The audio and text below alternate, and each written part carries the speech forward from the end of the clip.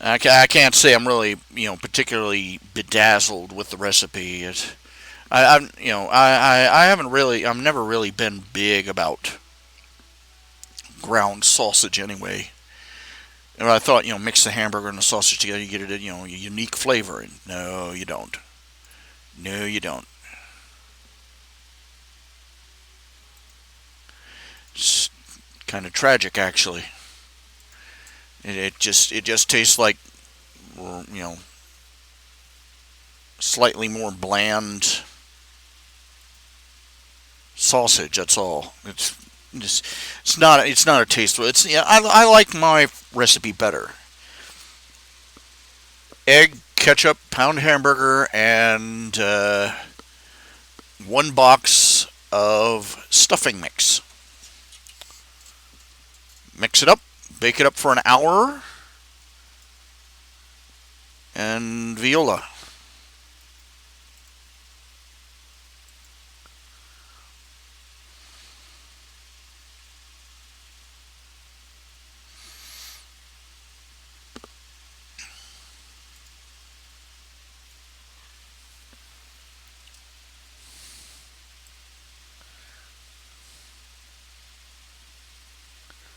Ah, here's one.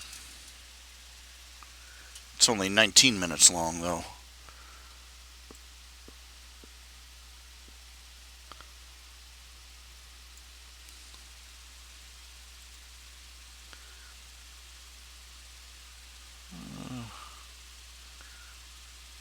What a pile of poodoo. Okay.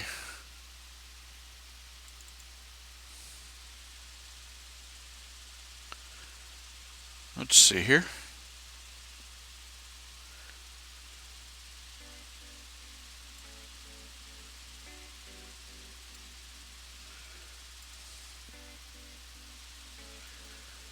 Loop it.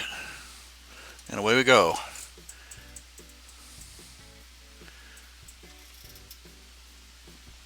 I think maybe I'll just download these and splice them together into one big selection there. Yeah.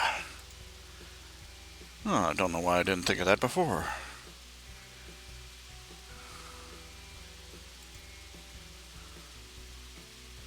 And it's just going to sit there and looking at me. Doesn't want to download. Typical. But let's see here.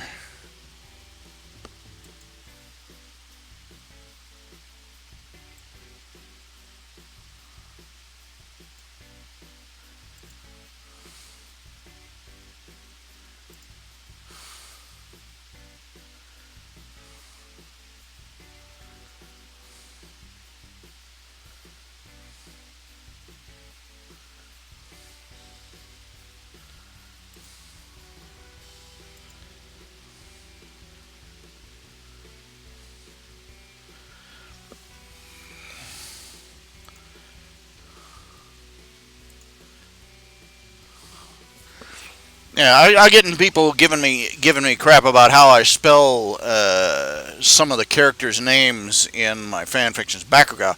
I've seen it spelled several different ways, all by quote unquote official, semi-official, or completely official sites. Give me a break. If I wanted to spell it correctly, I would spell it in kanji.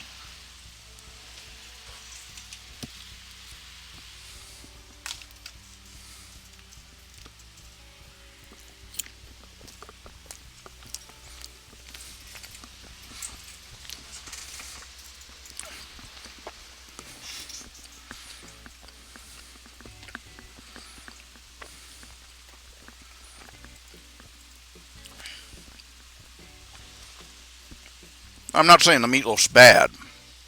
It's quite edible, but it's not exactly having me do handsprings either.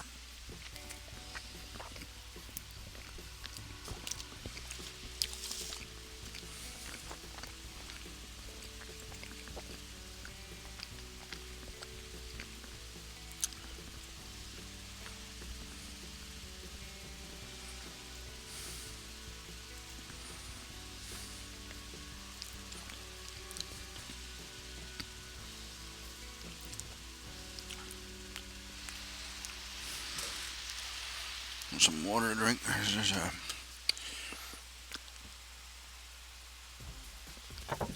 Had 2 bags of sugar. I had to throw them. I had 2 bags of. I had to throw away 2 bags of white sugar and 1 bag of brown sugar because ants got into them. I'm not a happy camper about that. Bad enough having to throw away white sugar, but brown sugar, man, that's for baking and stuff, you know. Lose that stuff.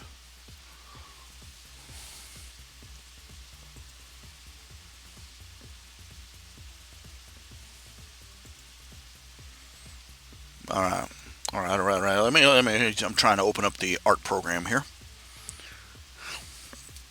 As always. Give me a minute here.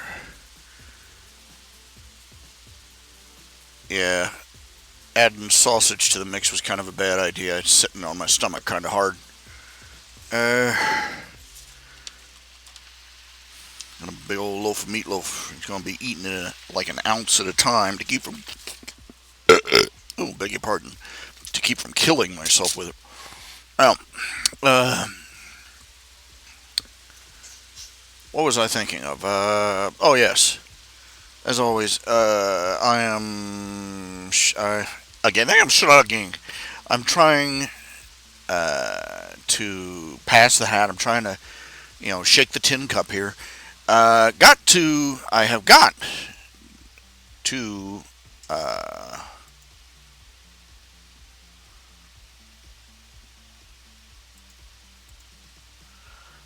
I have got to make more income because, quite frankly, the bills are going. The bills have already been eating me alive. My long-term objective is to get enough sponsors for my website, my comics, my fan fictions, my everything, my broadcasts too, if you think they should be paid for. But my objective is to get enough sponsors, get enough people reading my stuff and commissioning my stuff and buying my stuff that I at least cover my monthly expenses.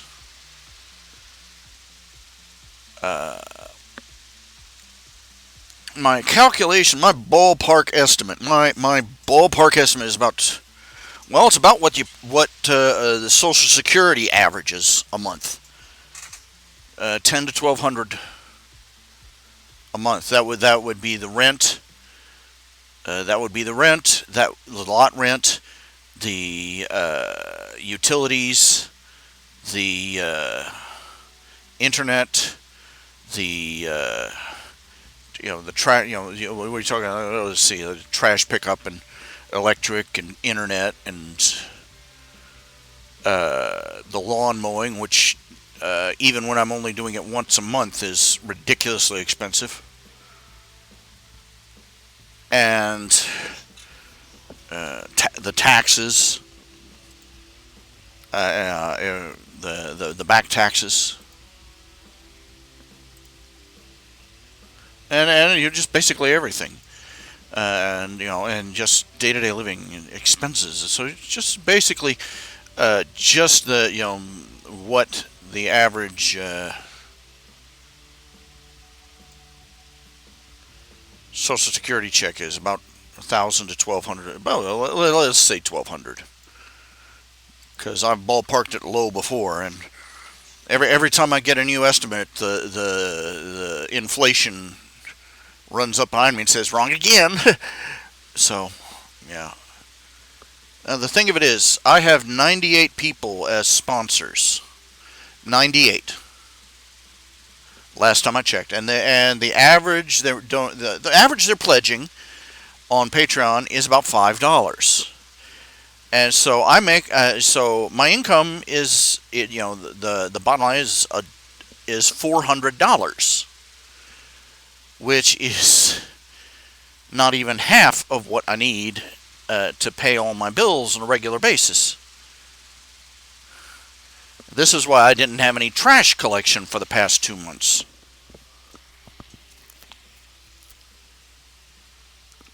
So I'm looking around. I've already, I've pushed one of my books. I've taken one of my books off of Kablam.com, off of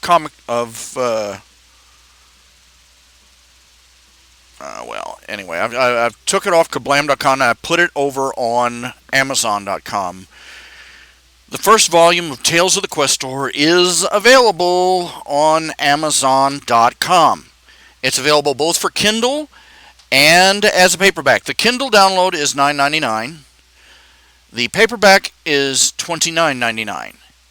The paperback is 223 pages long.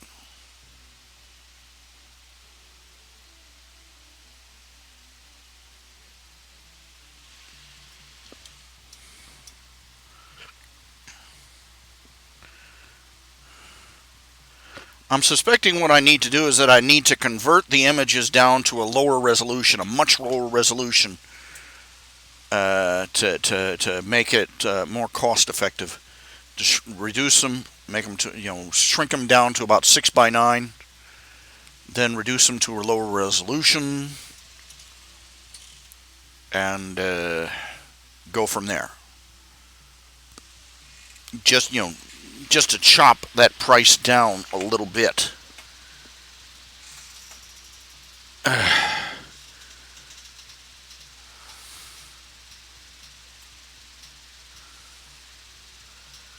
Yeah, that meatloaf was not a good idea. Of course, I'm not exactly eating healthy on anything anyway. I bought a bunch of yogurt, bunch of little Yoplait yogurt things.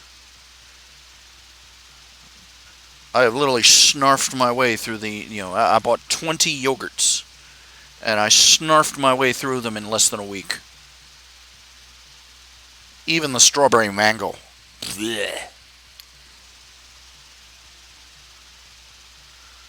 Because I got a bunch of bananas up there. The last two are in the fridge. I don't think I'm going to get to them in time. Really got to work on a way to preserve bananas that other than dehydrating them. It's kind of a tragedy that you can't have of all the fruits in the world, bananas. You can't make them last. Apples, you can go in there like 3 years later, and a bag of apples will still be in the fridge. They'll be kind of wrinkled, but bananas, you blink and it's like too late, you missed it. I don't like mangoes because I used to have to chop mangoes up for demos, and they're like the fruit of the tree of frustration. Because they don't have a core. They just start out as all core, basically, all the way through. And then they slowly, ever so slowly, ripen and soften just a little bit further in as time goes on. And if you wait too long, though, they immediately go from ripe to slime thing. The original blink and you missed it fruit. And getting the mango off the hard, inedible core. Now, try and picture eating a watermelon. Except you can't tell where the watermelon ends and the rind begins. And it's apparently a gradual thing. No matter how far you chew your way into that rind, you feel guilty because you didn't eat as much of it as you should. Oh, you left some behind,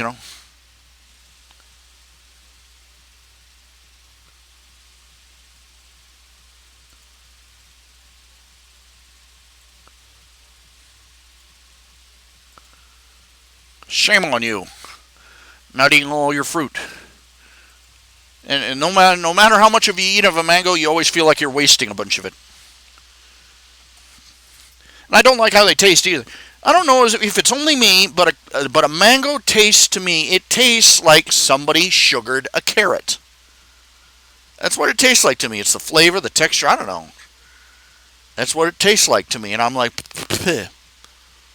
it didn't work on 5-year-old me trying to trick me into eating carrots. It won't work now.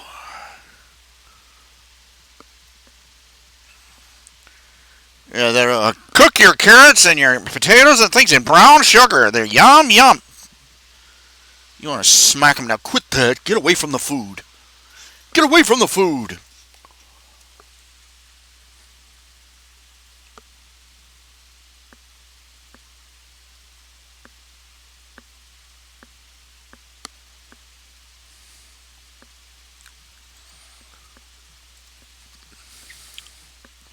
I should do it the other way. He wants 6 frames, so okay, fine. 6 frames then.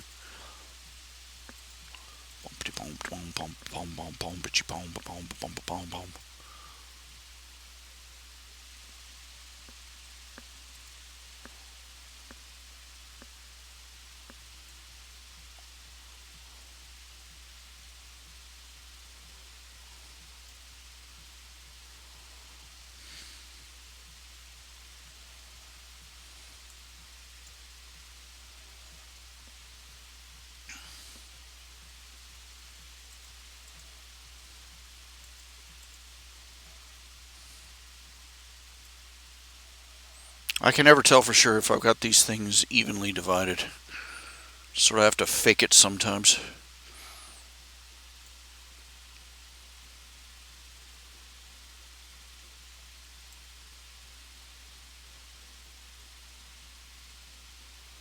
Sounds like a little thunder rumbling on the horizon.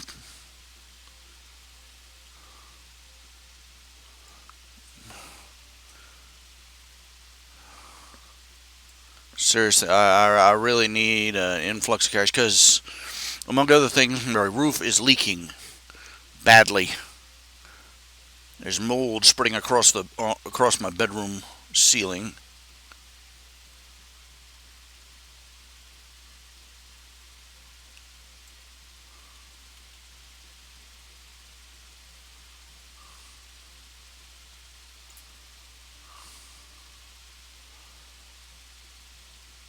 Some of the tiles are starting to sag. That's usually. Last time I saw that was right before my ceiling started caving in. Landed on my computer desk. Just a bad mojo all the way around. Oh, cheers. Yeah, snaffling down that meatloaf. I get myself food and then I do horrible things to it and then I do horrible things to myself with the food. I don't know. Crap.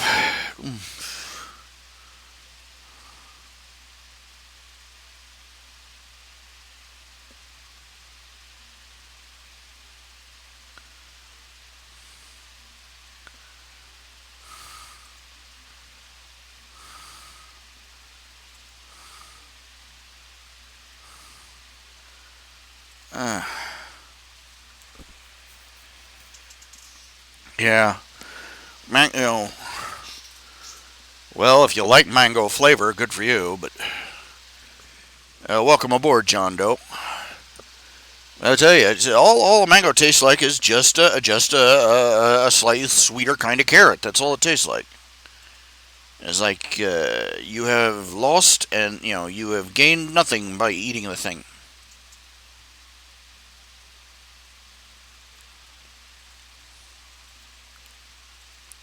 It's like I said, the fruit of frustration.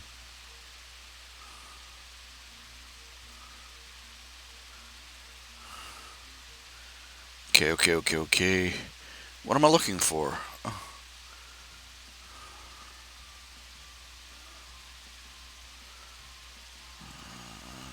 Yeah. Give this a minute. I got a little tummy ache. You got to sit here a minute and digest.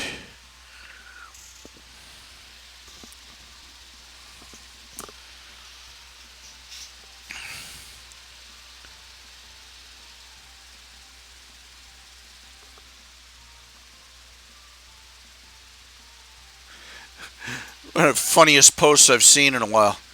They're supposed to be in heaven. God's looking down. Okay, what are they doing down there? What are they doing to that almond tree? When the angels come, they're making milk. They're making milk. Yes. Out of almonds. Exactly. Why the heck are they making milk out of almonds? I gave them 8 different animals that they could get milk from. And the angel's like, oh, they don't like that kind of milk. Oh, they don't like that kind of milk. And he flips the table.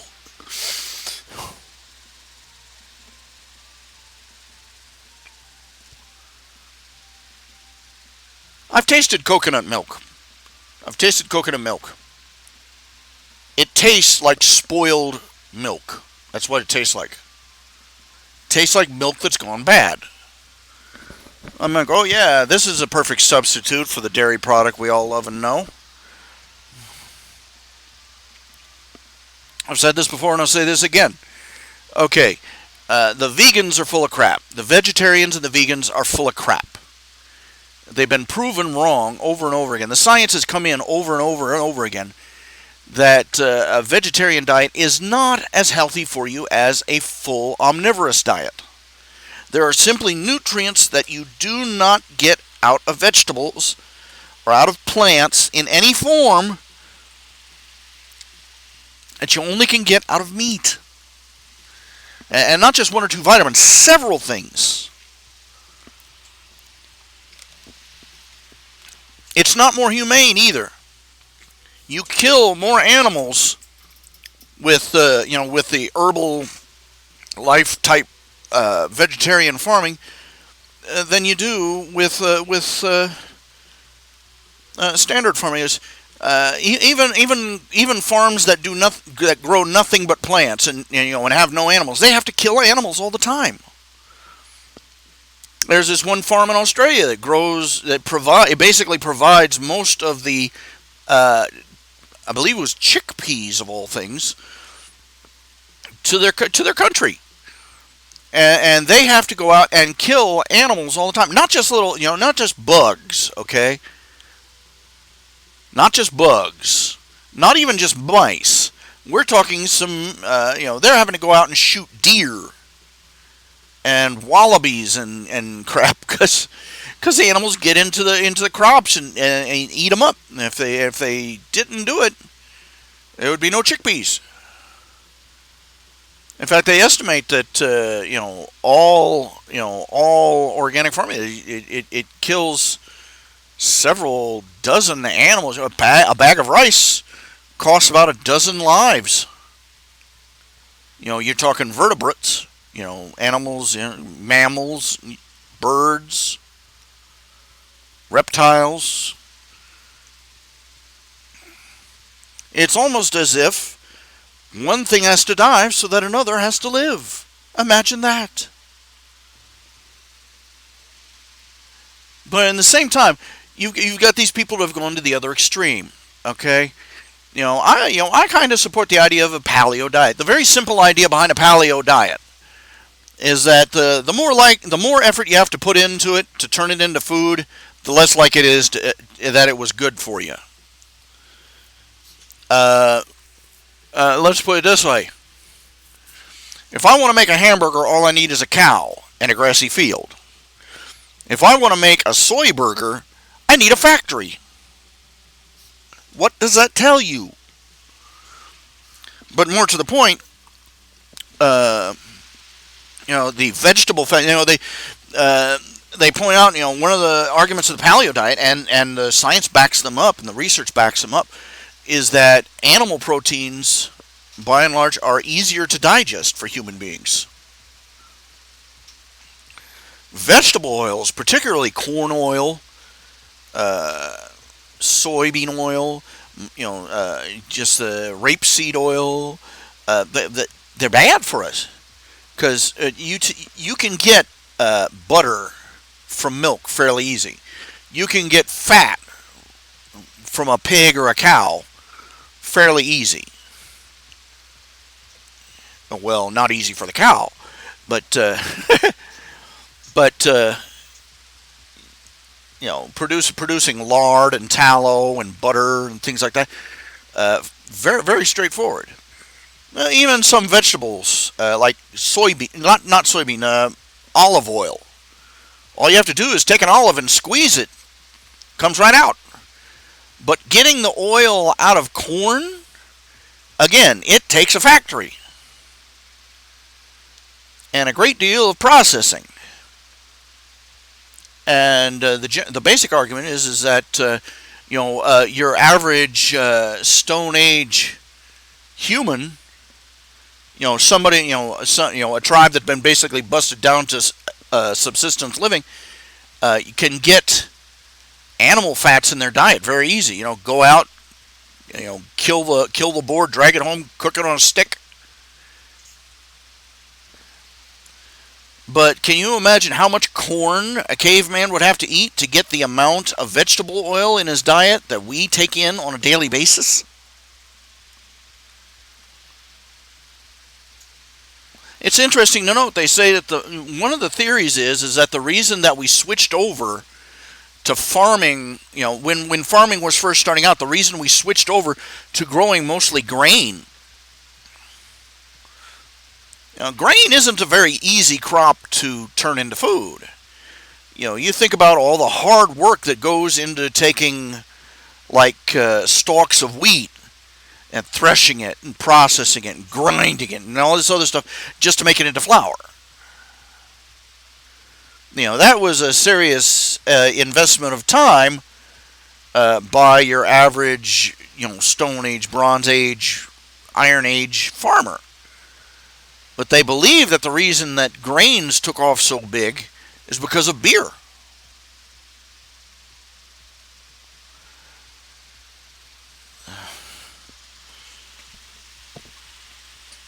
You reach a point where you could grow things like leeks and melons and fruits and veggies, but growing barley was a lot more profitable and a whole lot more fun when you were done.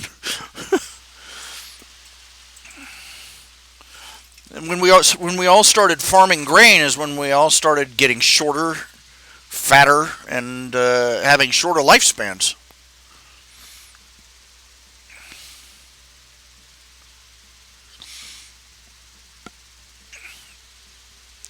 Well, the thing of it is that there are people over on the other end of the scale, on the keto, low carb end of the scale. They're just as nuts.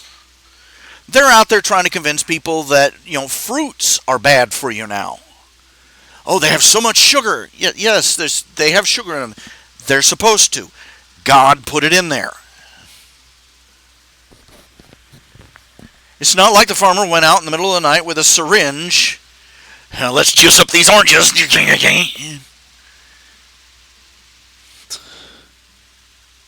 They're supposed to have juice, the sugar in them.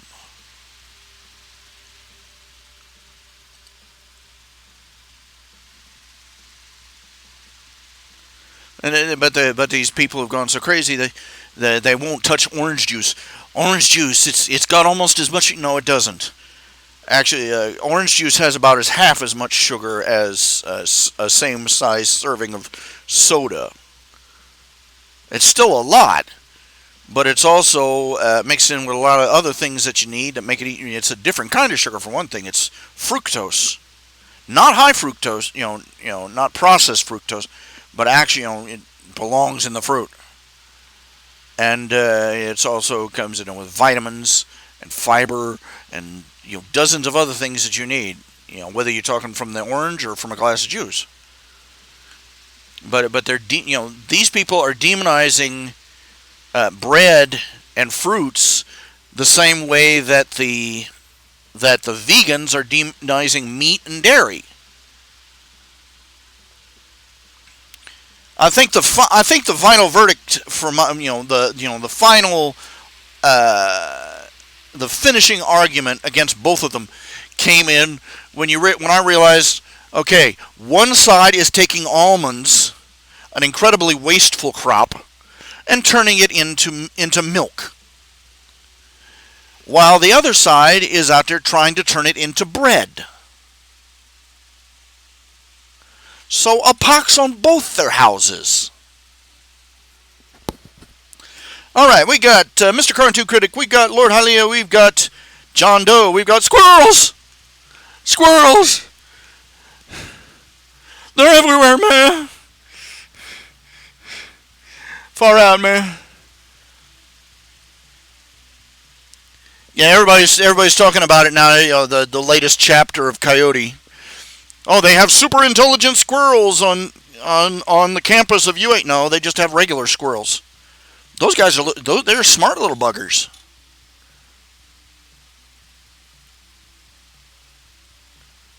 There's one guy, he's got a video on YouTube. He set up like an entire obstacle course for them to get to a bird feeder. No problem, they took it. They're clever little buggers. And one guy was talking to, I love this story. He said he lives in an apartment building, great big huge apartment building. Hundreds of rooms and windows, all exactly the same. And one day he looks out there and there's a squirrel sitting on, I think, on his fire escape. And just for the heck of it, he has some mixed nuts. He gives the squirrel some nuts, and the squirrel's like, yay, happy little squirrel. And then that squirrel tasted the pecans. And apparently he went bonkers for them. He absolutely loved pecans for someone. Apparently, pecans are a gourmet nut to a squirrel. And literally that same day, the instant after the squirrel pointed to the bag. Gimme. All the bag, he had to cut 2 or 3 bags there of different nuts, and the squirrel's like, oh, that one, gimme.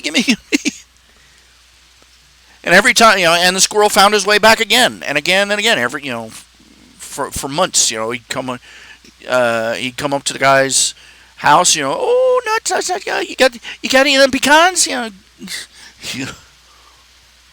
and doggone, if that squirrel didn't start trading stuff for it. He comes out one day and the squirrel is dragging a candy bar behind it.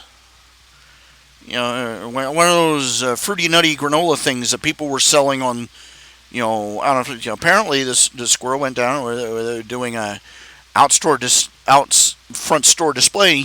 He waited until it stole the candy bar, brought it over. He's like, trade you for some pecans. They're clever little buggers. If I could, I would have a squirrel feeder.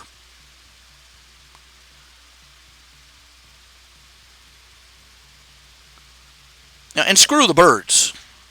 Screw the birds. They can fly anywhere they want. Screw the birds. I've never had a squirrel poop on my car.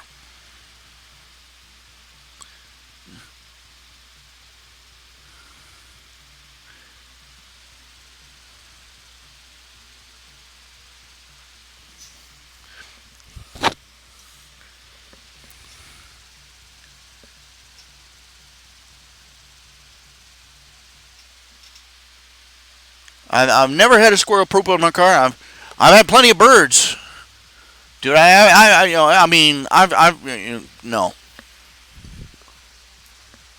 I've seen.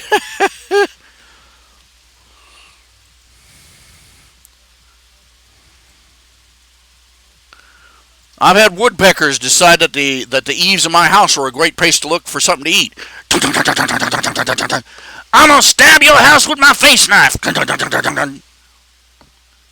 Screw birds. Give them squirrels.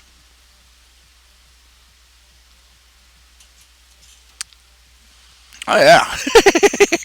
Daniel Meyer's story of his unpleasant encounter with a rogue squirrel. That's an epic story right there. I ain't gonna tell it because he tells it 10 times better. He's got it in one of his books too. So.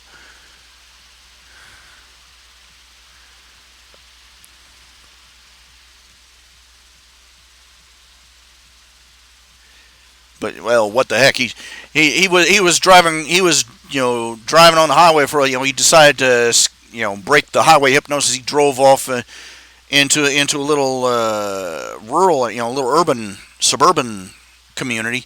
He was just puttering through the back roads, resting his eyes from the highway hypnosis. And he was driving through, and a squirrel ran across the road in front of him.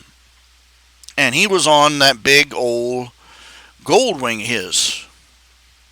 And there was no way he could swerve or stop in time. So he just braced himself. He figured he was going to that squirrel. That squirrel turned around, saw him, and charged. Jumped up over the front wheel, ran up the screen, and went straight for the face.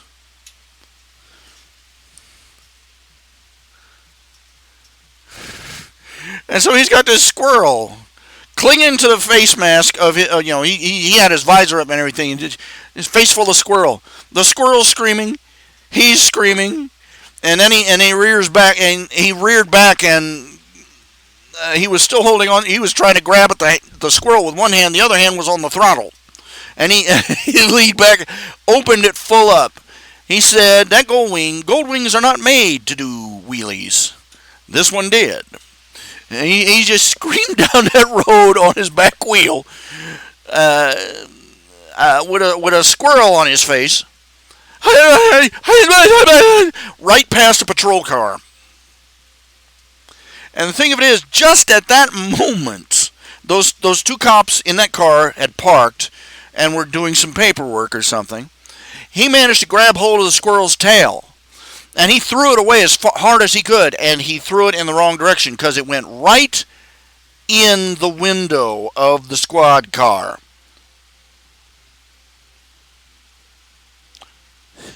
He said he finally managed to bring the Goldwing to a stop at the end of the street. He looked back. The squirrel had gone in. The cops had come out backwards. One of them was running. One of them was halfway across the street, and the other one was scooting his way on his butt backwards up the lawn of the house they'd parked in front with his pistol out, pointed at the car. And meanwhile, this squirrel is inside the car, just going berserk, like a Tasmanian devil. And he thought it over. Is there any way I could possibly explain this to these cops that will not look bad? He said, and he floored it and headed on out. Left them to their fate with the squirrel. Oh my. He says he avoids that town entirely because somewhere out there is a squirrel with a mat on and a squad car.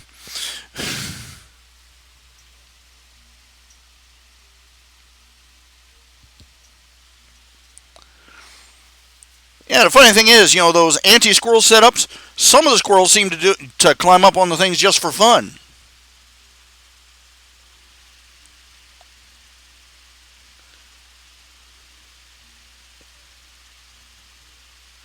There's one couple of guys, they set up a squirrel slingshot.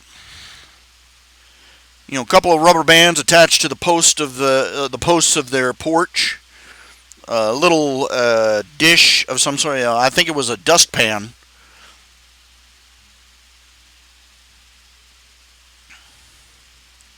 They put some nuts in there, and they'd wait on the other side of the screen door, holding a string that held the dustpan. The squirrel would climb in, and they'd let go. That little bugger would fly off into the trees. And they kept doing it over and over and over again. I think it was the same squirrel, too.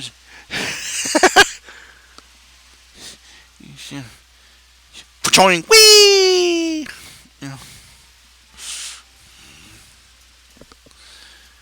I like squirrels. I wouldn't want to mess with one if one was mad at me, but they bite nasty. But a lot of people make pets out of them. They're they're supposed to be very affectionate. I mean, there are people out there that have sugar gliders as pets and hedgehogs, and it's a crying shame that you have to go to all sorts of troubles to. I can't imagine what kind of legal mumbo jumbo you have to go through just to own an ordinary squirrel as a pet.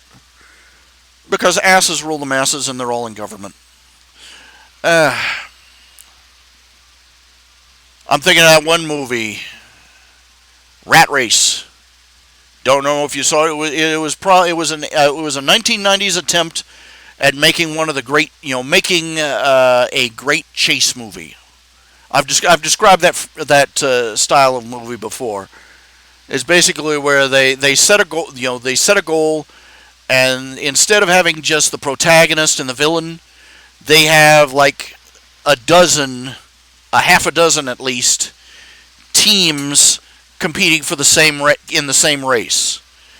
And Rat Race, let's just say it was. There were parts. It is all fall out of your chair funny. Some of it, but it was a lot more mean spirited than the older movies were. Anyway, there was one scene where a couple of women, one of them's a successful, upwardly mobile CEO go-getter, and the other woman is Whoopi Goldberg, her mother who put her up for adoption. And Whoopi Goldberg, she kind of trailer trash. You know what I'm saying? And they're crossing through the desert at one point in this race, and they stop to ask this woman for directions, and she keeps trying to sell them a pet squirrel. She's got all these squirrels in cages next to her. Oh, you really would like a squirrel, wouldn't you? Wouldn't you make a wonderful pet? And they say, no, we're not interested in a squirrel. And she gives them a bag of nuts anyway to feed their squirrels. And she points them down the road, and they drive down. It's a death trap, a rather horrifying death trap, because they find themselves careening down a hill out of control, and as they pass, there are signs alongside the trail that say, "You should have bought a squirrel," and then they go sailing into a ravine where all these other cars are piled up. They're like, ah! They landed there. And one of the cars tips over, and a skeleton holding a bag of nuts falls out of it. They went for some seriously morbid, dark humor in this movie at points.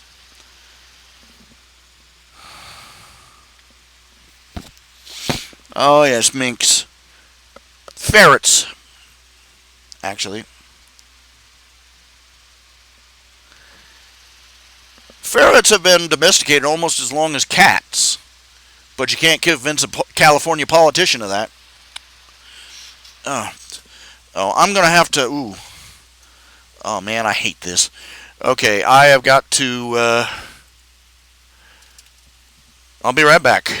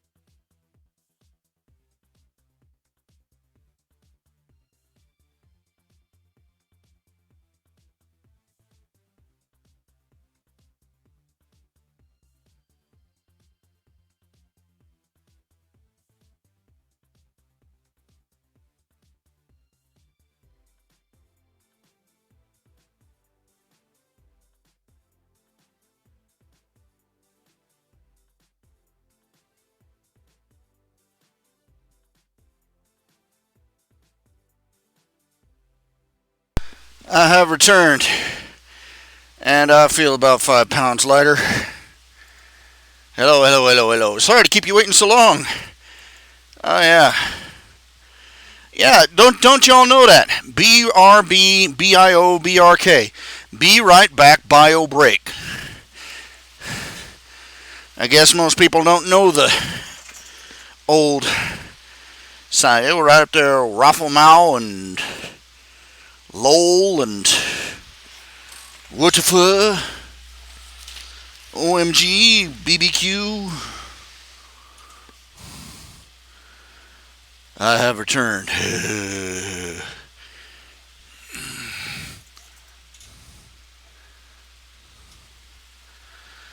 Oh well, good for the mink man. He has actual minks and pets and goes rat hunting. Good for him. Bad for the rats, but great for him. When I was younger, I wanted a pet ferret, but from what I understand, they're a little bit more high maintenance than a cat or dog. So it's probably for the best I never did get one. I can barely take care of myself, so.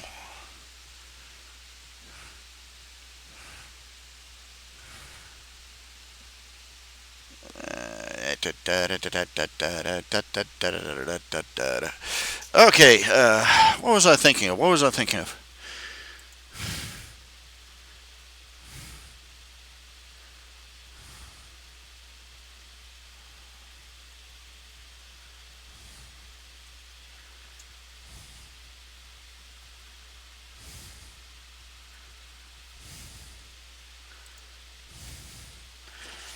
Okay.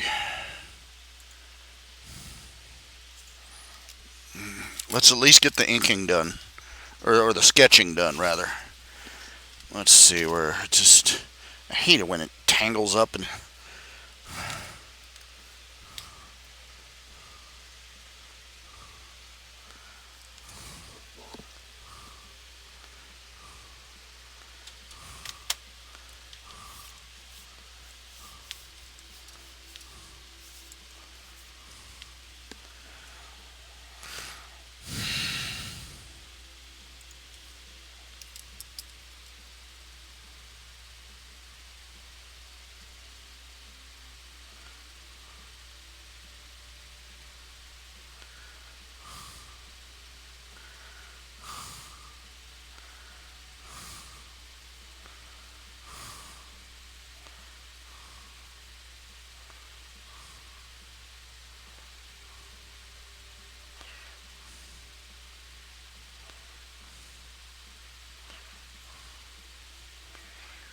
Yes, this is surprisingly sparse sketching. This is just me laying down the lines here.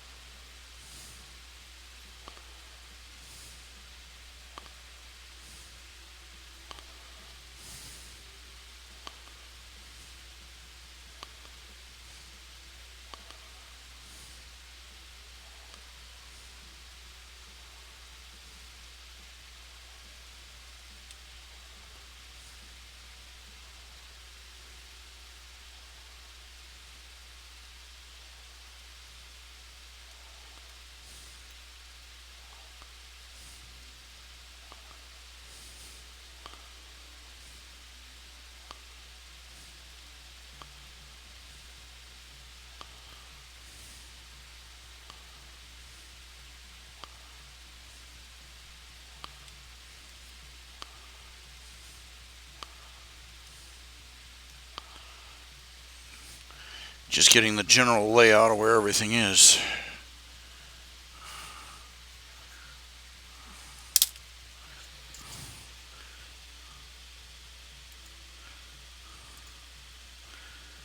Let's see. Pictures, music, downloads, documents.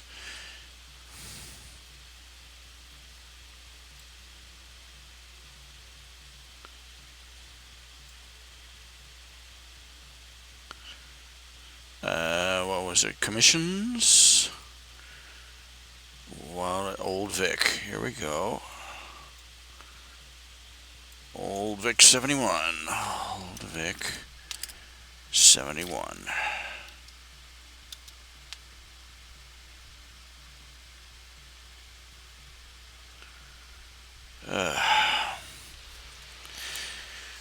I gotta tell you that whatever fan fiction I'm writing, especially Boku no Hero Academia in particular, the My Hero Academia crossovers, the most challenging part is going to be writing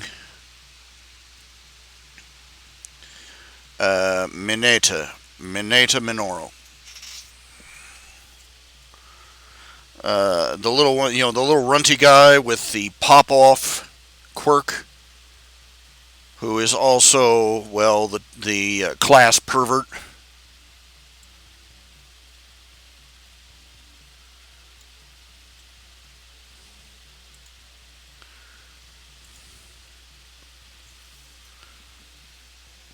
It's going to be rather difficult to write. Because, okay, on one side, you do not want to approve I do not want to approve in any way of Mineta's behavior.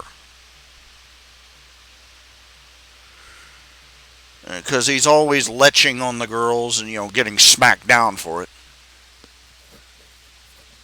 And, I want to have a chance to, advance his growth into a better person. You know what I'm saying?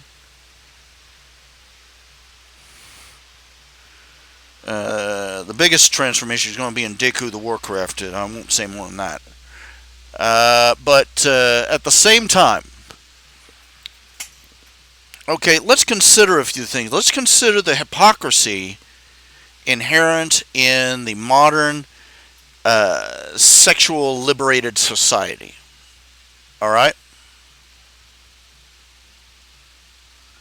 First of all, let's consider the fact that even in Japan, a guy he's called a pervert. I've got to object on that for one particular reason, not because not because I approve of his behavior, not in the least, but because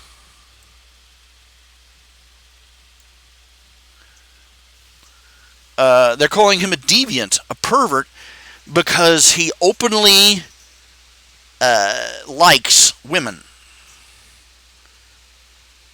Let's consider this. He's a hormonal teenage boy surrounded by scantily clad, beautiful women.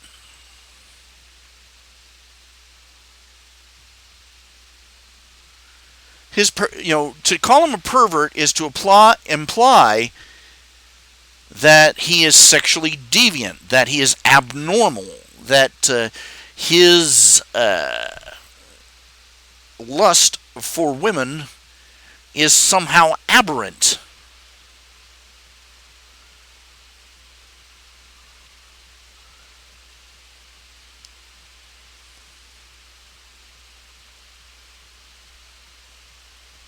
He's not. His behavior is terrible, and his behavior is awful, and his attitude about women is deplorable and in desperate need of correction. But his desires are perfectly normal.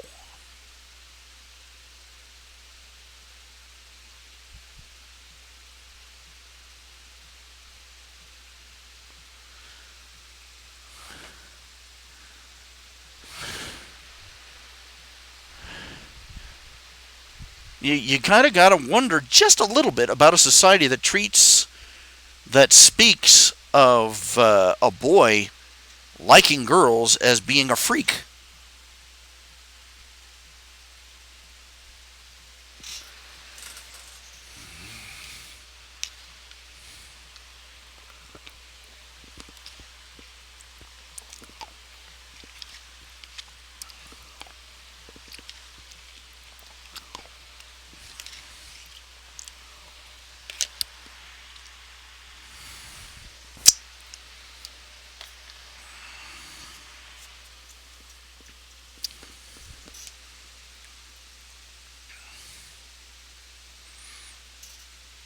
Secondly, you want to I want to condemn his behavior and actions, but I don't want to I don't want to end up going in the same direction that the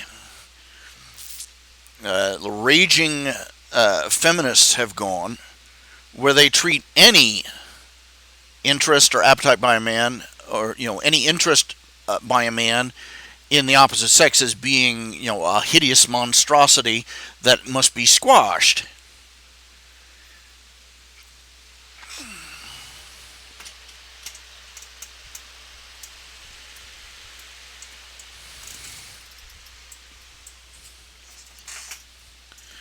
These crazy women that go around. They insist that getting beaten up in a role playing, an online role playing the game, is the same as rape, and who talk about how men rape them with their eyes by staring at them while they walk past the construction site. Just that level of batshit insanity. No. There are some people who would not be satisfied unless Mineta Minoru was rewritten as a complete metrosexual feminist. And guess what? I'm not going to do that.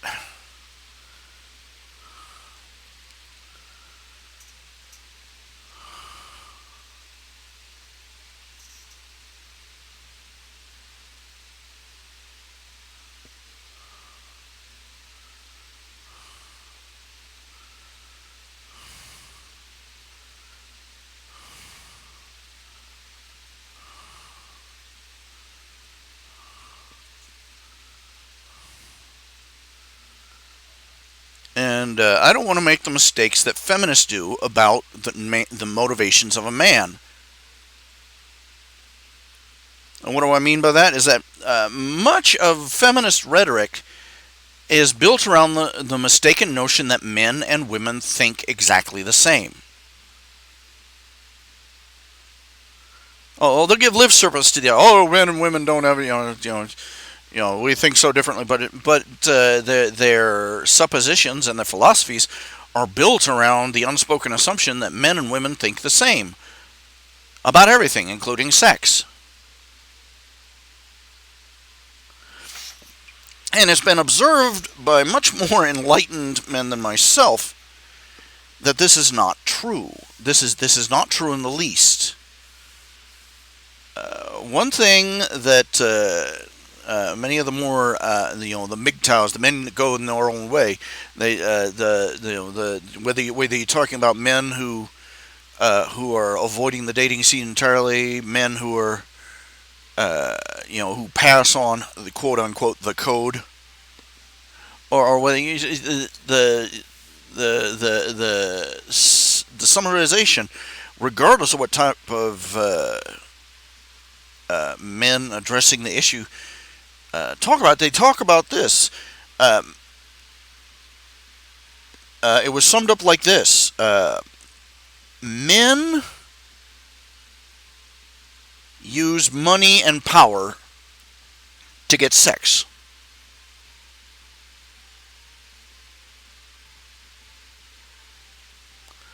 Women use sex to get money and power. This doesn't sound like a really deep observation, and depending on how woke or lit up you are, oh, that's so sexist. No, it's not.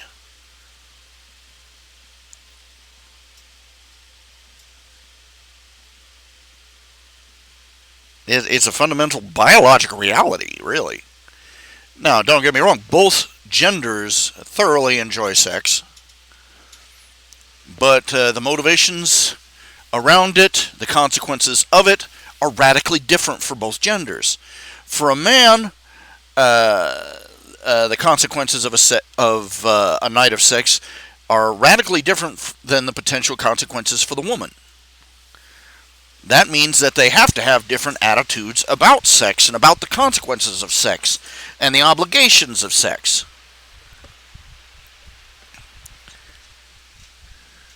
A man risks a lot of things when he has sex with a woman, when he beds a woman, or takes her as a mate, however you want to put it, in the most caveman, barbaric terms. If he gets her pregnant, he's looking at the loss of his autonomy, his freedom for the next 18 to 20 years at least.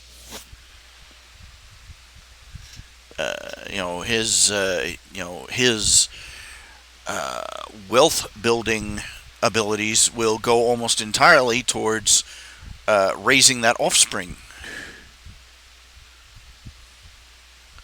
and towards providing for the mate that gave birth to it. But a woman,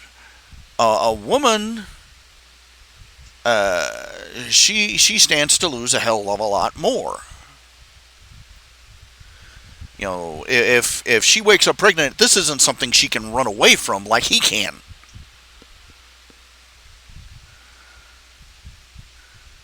It means that she's going to go through a very high risk of giving birth. And contrary to the expectations we have developed over the decades of having an advanced 21st century medical science,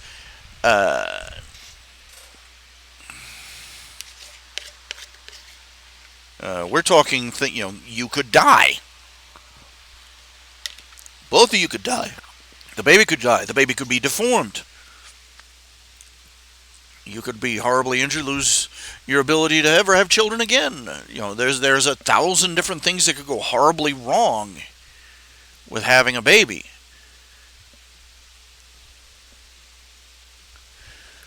So naturally, they have to think about sex differently than a man does. Women culturally are the gatekeepers of sex. They proffer it. They can deny it to some extent. The man has to woo, implore, and plead with her. And you see that in just about every species. It's the male that puts on the display.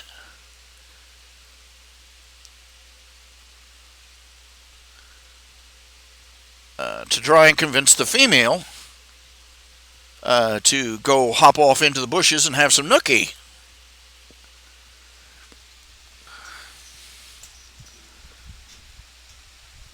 It's the male bird that builds up the bower nest, fills it up with trinkets and whatever. It's the female that comes along and says, "Hey, I'll take that. I'm yours." Call it the bowerbird. Call it the bowerbird effect. The two birds. The male bird has to get together all that wealth to attract. All those little trinkets and such that he fills his nest with to attract a mate. The mate, the female, offers herself as a mate in order to get all the nest full of trinkets. Biology 101, And human beings are the same way.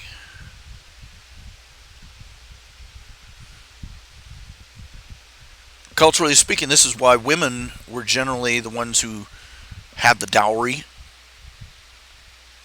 This is why they were married off to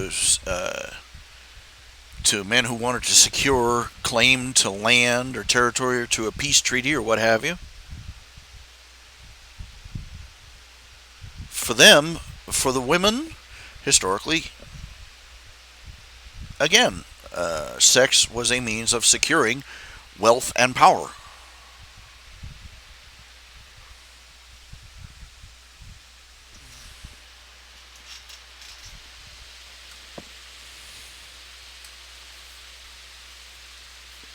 The problem is that women today, in our supposedly more egalitarian society, don't especially in the feminist movement, don't recognize that thinking in themselves. This is why you hear feminists talking about how rape is a power play, that it's a dominance act.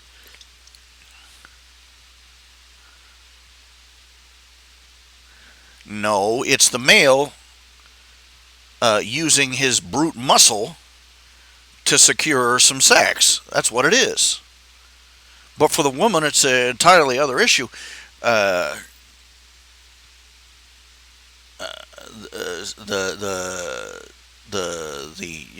to don't take this as being crude, but when she has been assailed, or when she has been or in other cases when she has been bedded and then cheated on, or bedded and left,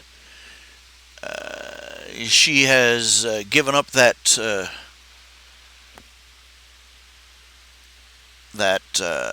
token, that poker chip of sexuality, and been cheated out of any payback. She has had she has been robbed, in a sense, of her social bargaining chip.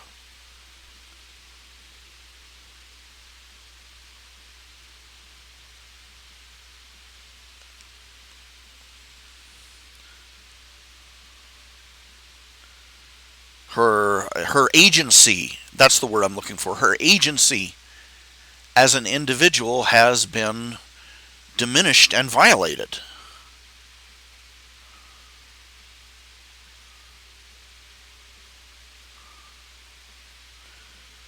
So to her thinking, the sexual encounter was the man dominating her and taking something away from her.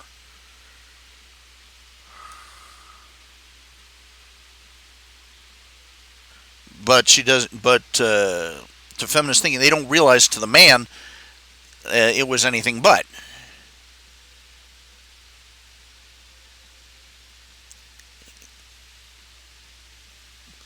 The male was not looking to dominate her or claim her or you know conquer her tribe, or however you want to put it. He was looking to get his rocks off and get away with it without getting taken himself.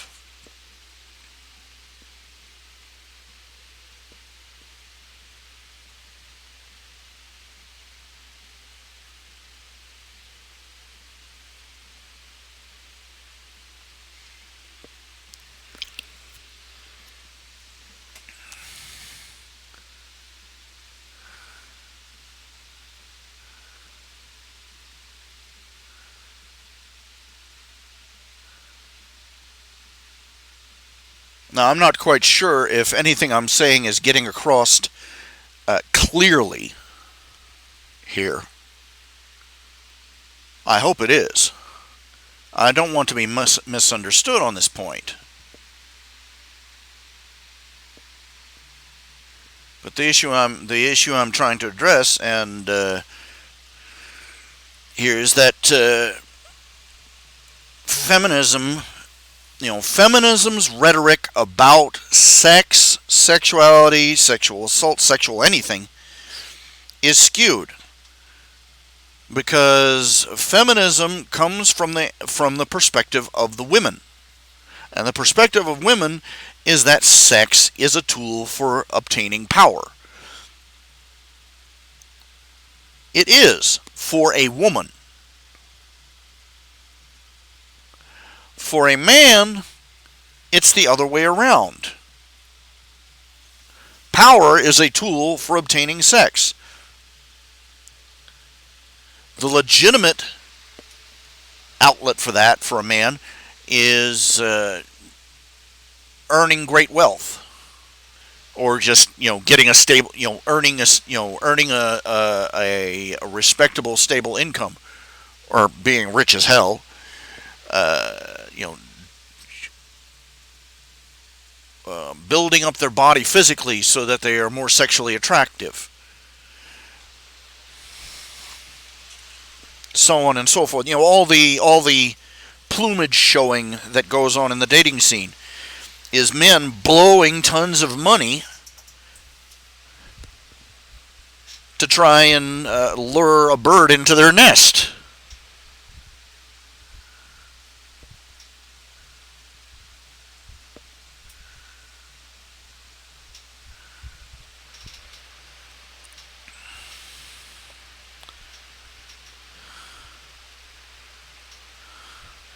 In the illicit outlets, the man uses money to go out and hire a hooker, or he uses brute force to coerce sex out of an unwilling female.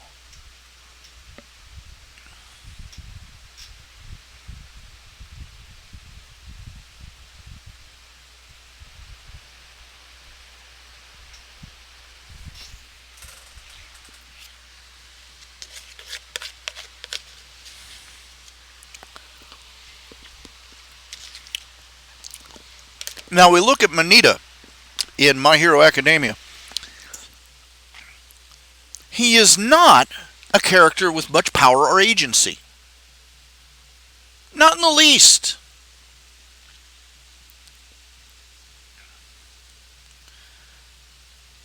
In fact, he would be regarded. He would, under other circumstances, he would generally be regarded with sympathy and pity. He has a very minimal joke power that he has had to leverage for all he's worth, just to keep up with the other students. He's got a deformed body. I mean, the guy's got lumps on his head. Okay, he's got detachable lumps on his head. That's a little uncanny valley, no matter how you dice it. And he's a shrunken midget. He's the shortest kid in the class. And if you don't think that being short matters, I'll introduce you to Tumblr sometime. And all the women on there, they go, "Ew, I don't date any man who's less than 6 foot tall." Seriously, they straight up say, "We want tall men. We want tall men. We don't want no shorties. No shorties." God help you if you ever come on there as a man and say, "I don't want to date no fatties." "Oh, you're such a pig." Well, honey, you can diet. I can't stretch myself taller. Which of us is the looks-based pig again? But anyway, Manita he is the least powerful student in the class. He has the least influence. He's not even a rich kid. He has no power and influence. He cannot physically or otherwise dominate anyone in the class.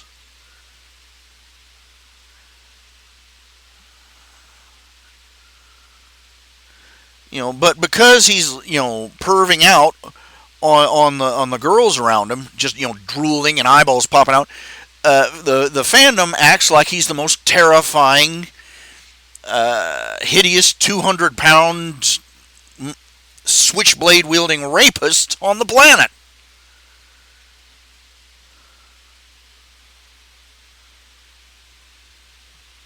There's something a little bit wrong with that perspective. Well, for one thing, it diminishes the agency of the female characters. It basically implies that because they are female, they are so weak and helpless and pitiful and pathetic that they can't handle a 4 foot tall runty pervert.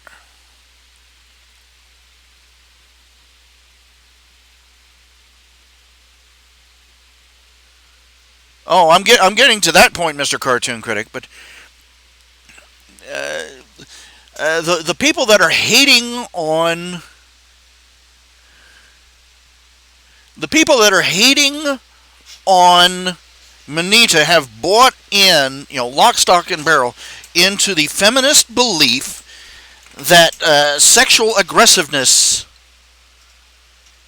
is some terrifying, empowering, Jekyll and Hyde formula that turns even the most meek and mild man into a terrifying, dangerous monster that no poor, innocent, frail woman can ever handle.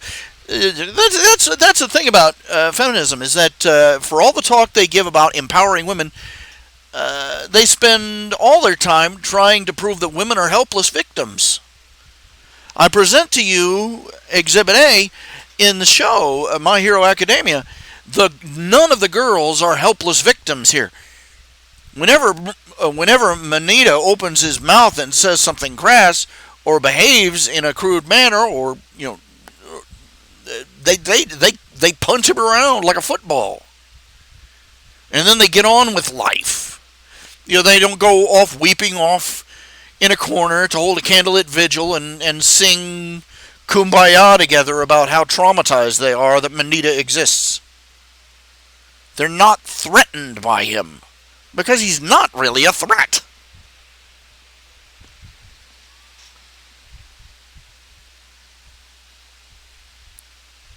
His behavior is immoral and embarrassing.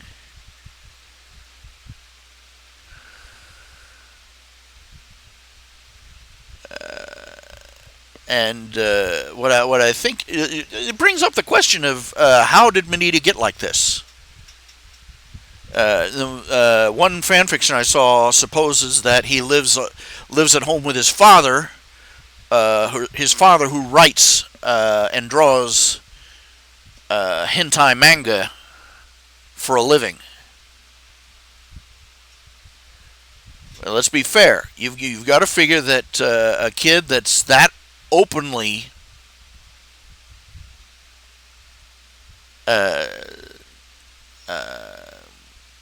libidinous,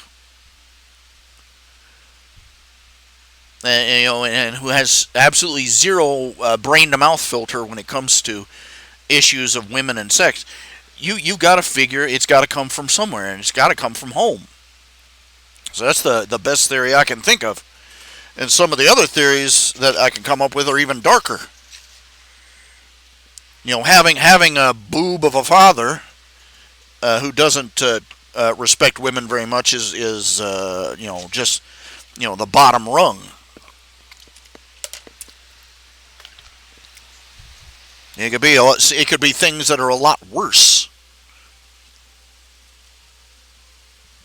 Now let's address the fact that he's a horny little teenage boy, but he's also in a school where one of the school teachers, she literally markets herself as the R-rated heroine. She wears bondage. Her costume is bondage getup, and she uses her power by ripping off patches of her clothes, tear away patches of her clothes to release knockout gas from her skin.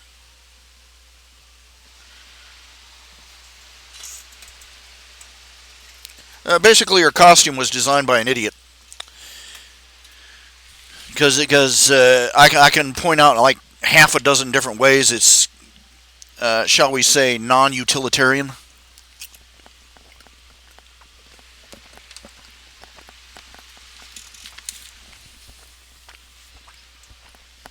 Nobody reflects on the fact that this woman is running around a high school and is constantly saying things, double entendres, about the students there.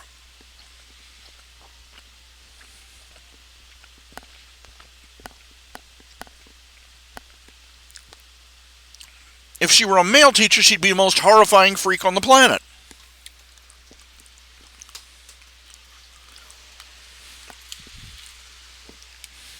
But because she's a female predator, she gets a pass. Nobody even calls her on it. Nobody even says anything about it.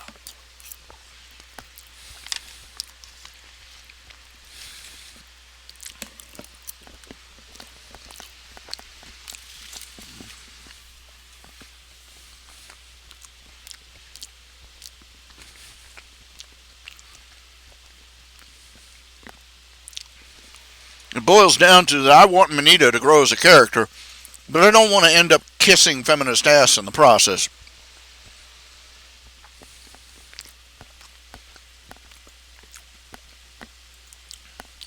Sorry if that offends anybody.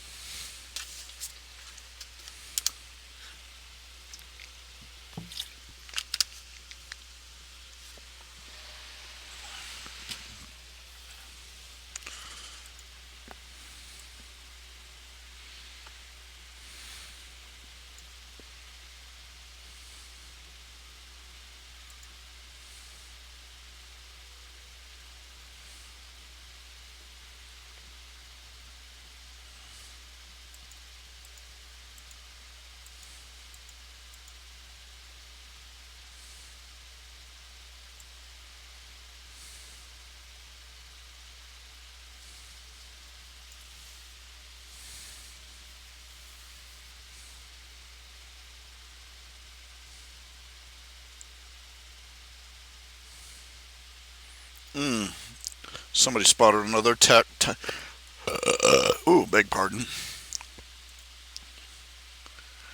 Let's see, Coyote.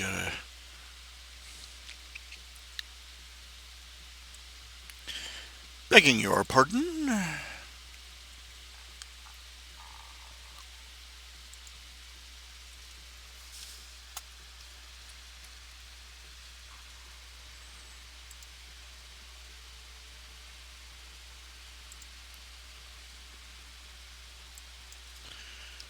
Let's see here. Got a rich text. Always finding typographical errors after. I don't understand people that write fan fictions and then turn them over to editors and proofreaders. And it's a hobby. It's a hobby. Why are you doing this to yourself and to them?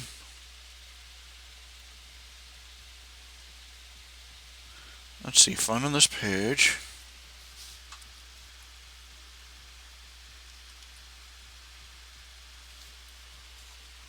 Wrong chapter.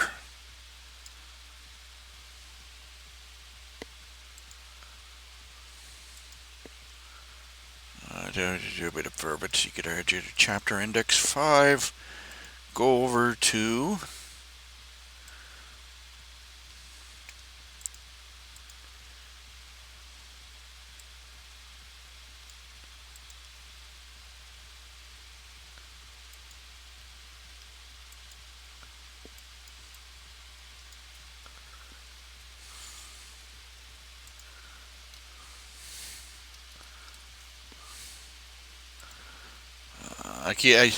I keep forgetting some of the names, getting them switched up, mixed up.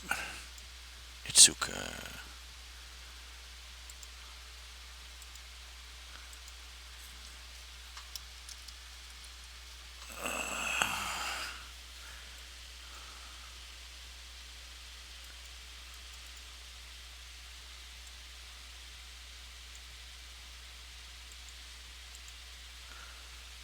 Yeah.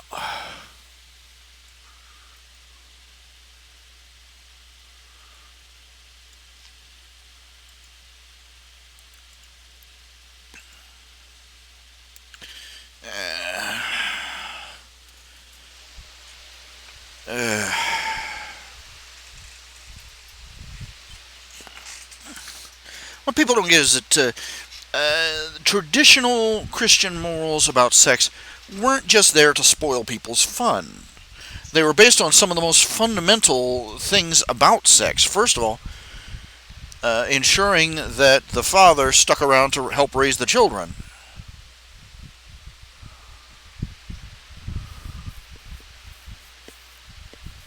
and the biological and emotional consequences of sexuality.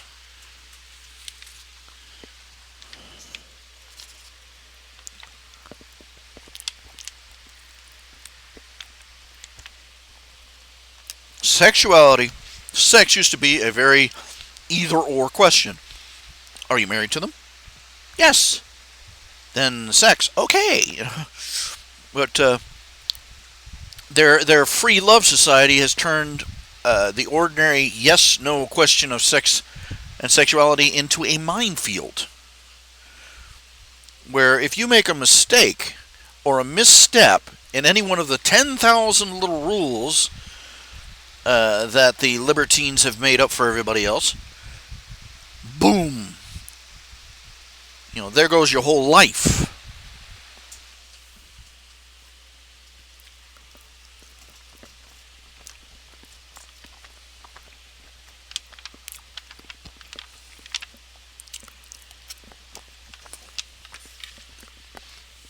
I've rattled on about that before.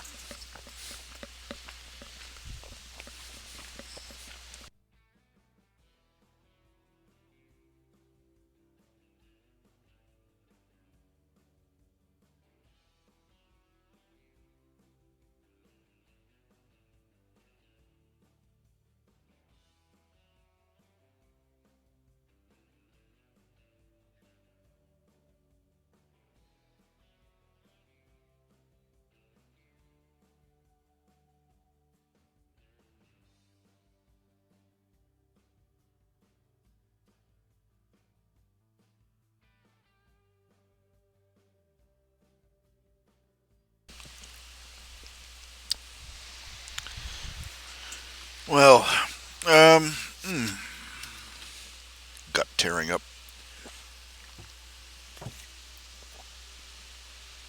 Probably gonna have to dig out some Alka Seltzer.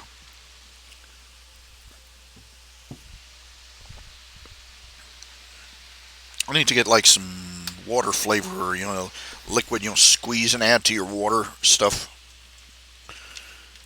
The calorie-free stuff.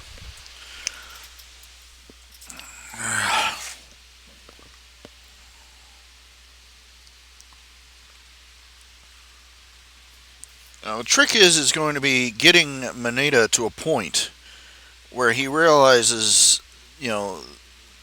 that his behavior is actually hurting someone.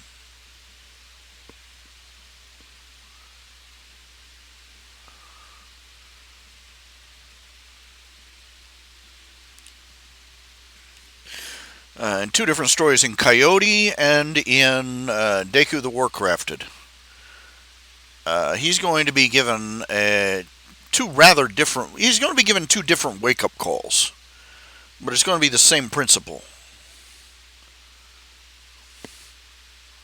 I don't want to. I don't want to say too much about what exactly is going to happen in the stories for obvious reasons. But one of the approaches that's going to be taken with him is the recognition. There's a saying that I picked up from a book ages ago. It's called. It said, "Tears are a woman's war paint."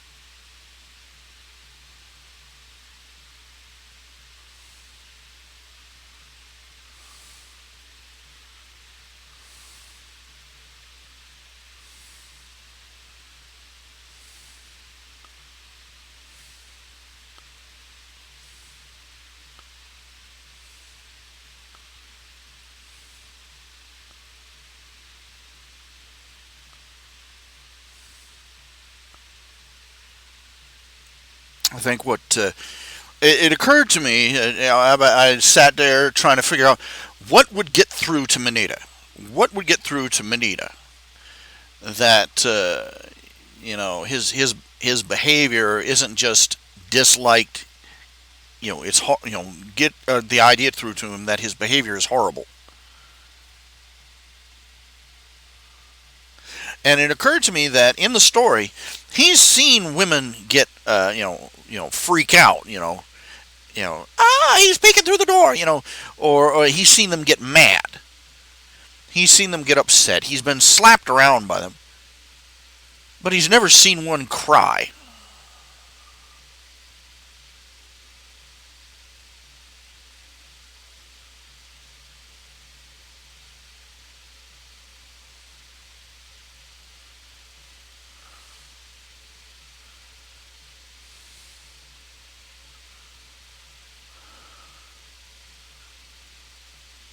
And I know one thing. One thing I know is that if there's a scrap of decency in any scrap of decency in a man, the quickest way to shut him down, just utterly train wreck his train of thought. To just utterly jackknife him. Is for all it has to have is the woman has to start crying.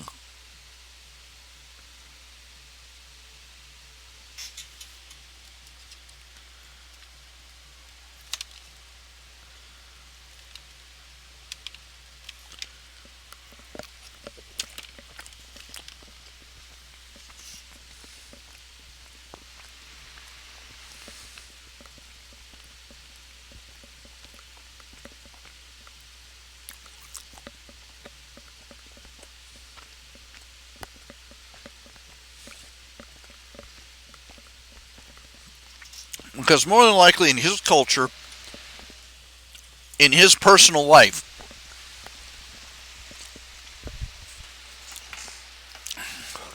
he's been exposed to a lot of, uh, you know, comic book porno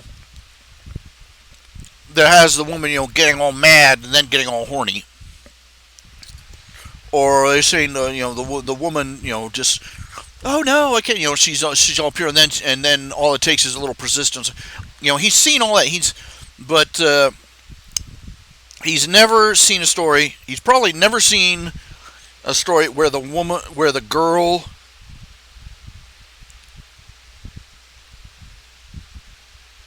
is actually seriously emotionally hurt by a man making advances on her.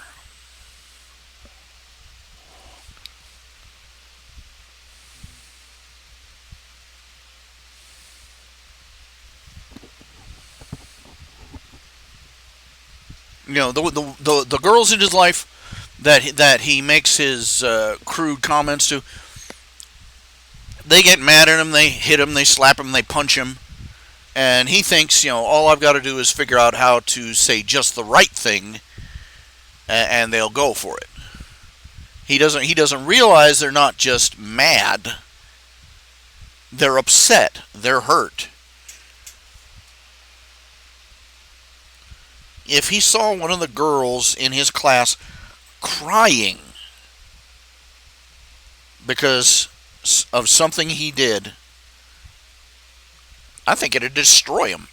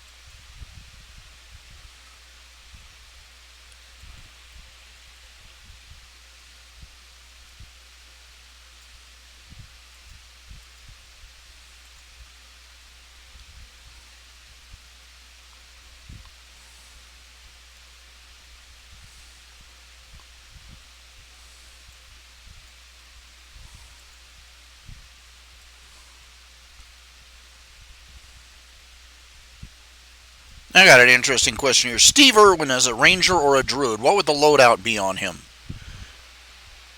Hey.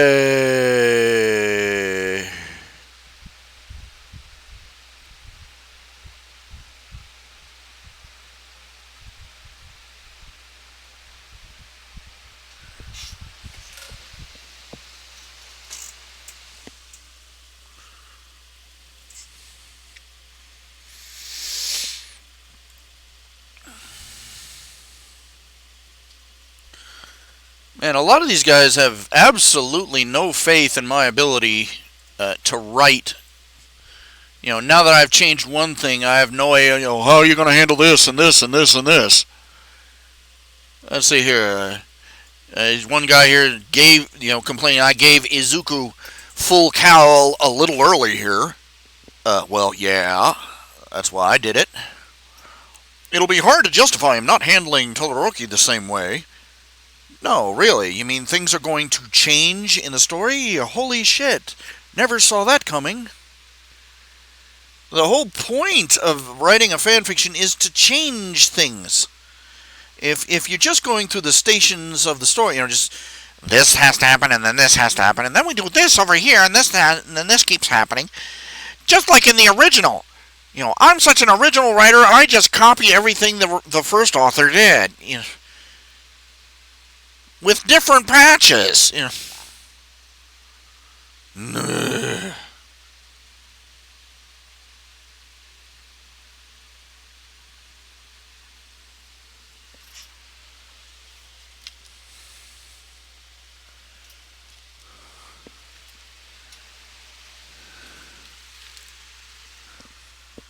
reason I'm doing is because I'm making small changes now that are going to become big changes later.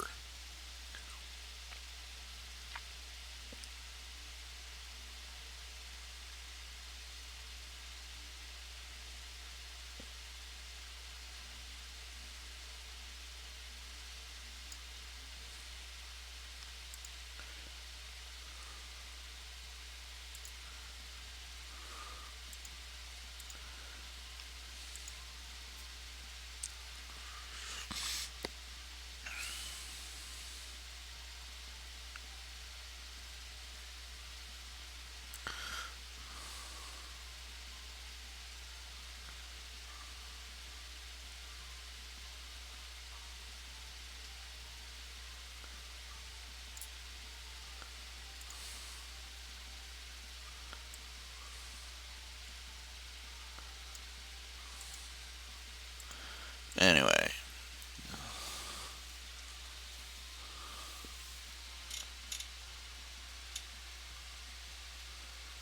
Well, it depends on whether you're talking a World of Warcraft druid or a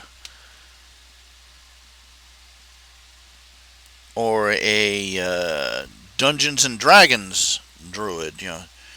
Radically different rules, and I don't play that much dungeon. I don't play any Dungeons and Dragons actually, so I don't know the rules well enough to even guess.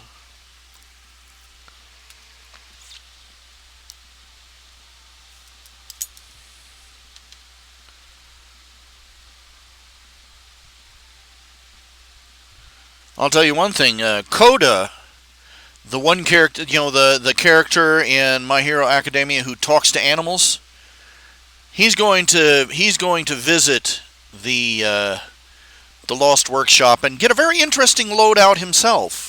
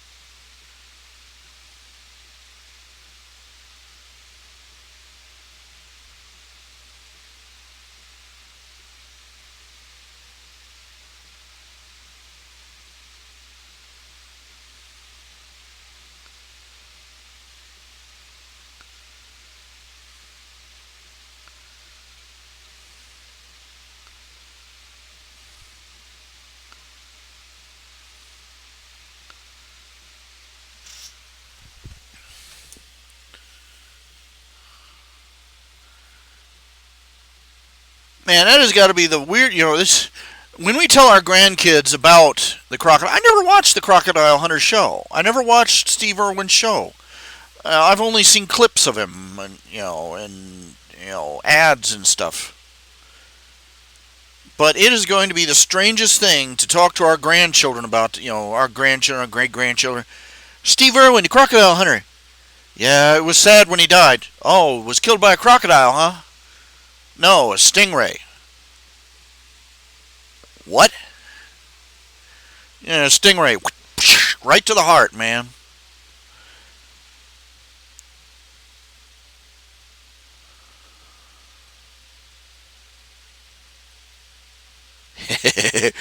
I love Iglesias's Enrique Iglesias. What's his name? Enrique Iglesias.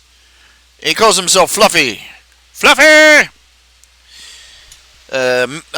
Mexican American comedian.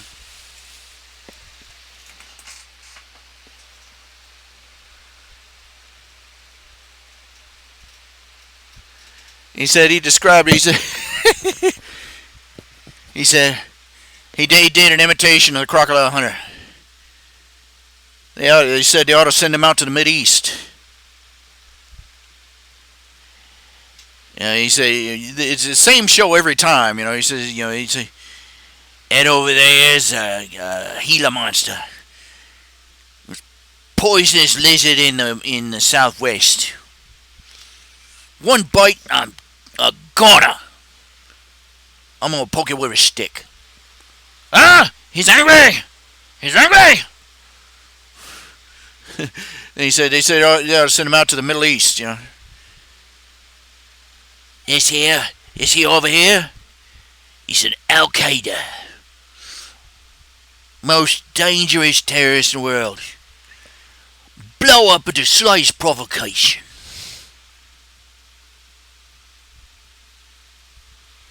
I'm gonna poke him with a stick. Poke. Oh, he's angry. He's angry.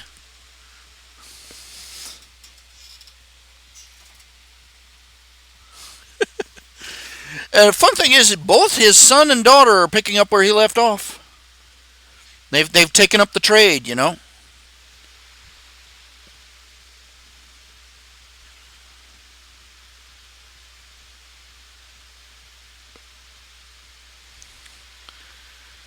Something tells me neither of them is going swimming with stingrays anytime soon.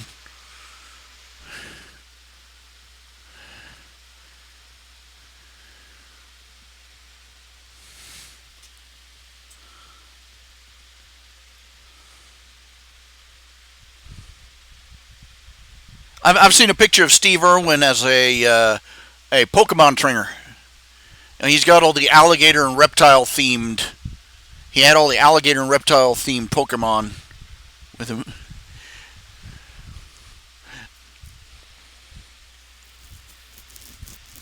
It's cute. But, if I could have any Pokemon, I'd want Eevee. I would want 9 Eevees. I would train 8 of them to evolve, and I'd keep the last one the same. That would cover everything. And I'd still have my cute little fuzzy Eevee, too.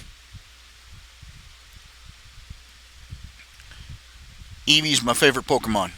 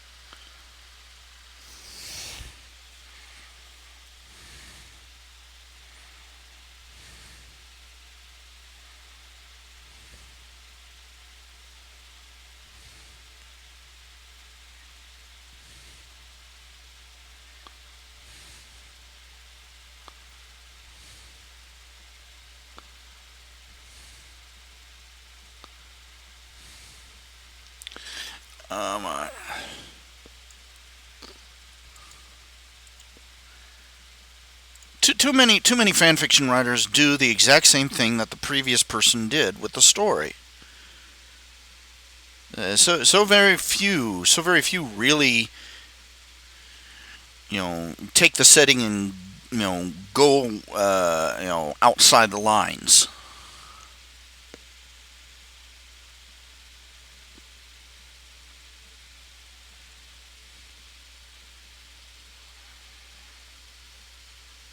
He ran. Oh, let me get this straight. Steve Irwin ran down an emu and picked it up. Why that emu jacker? Grand Theft Emu, you're under arrest. Well, he was just getting revenge. You remember the Australians versus the emus, man. Australians lost.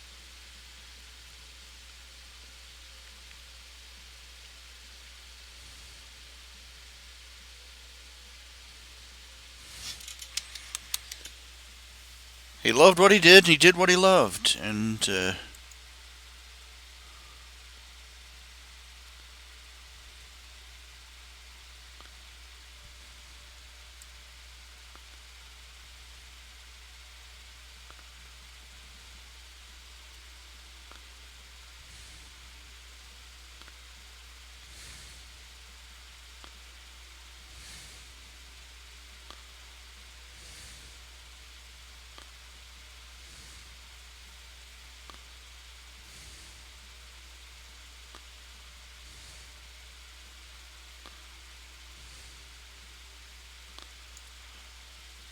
I'm surprised nobody called me out on that joke that Riley told. Just a squirrel trying to get a nut.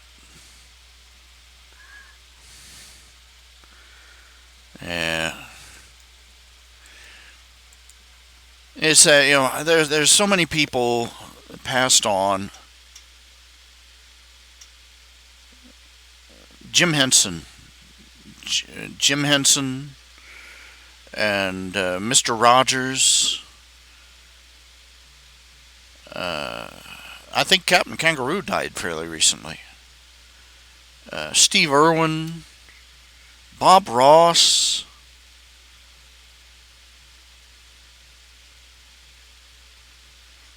They say Bob Ross, he never sold any of his paintings. He made thousands of paintings, and yet nobody knows where they are. That's the thing of it. His paintings would be collector's items beyond beyond compare if you can find them. But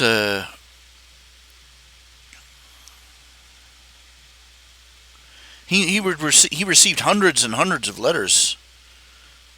He would actually he became familiar with many of the people. He would check up on them if he didn't hear from them in a while.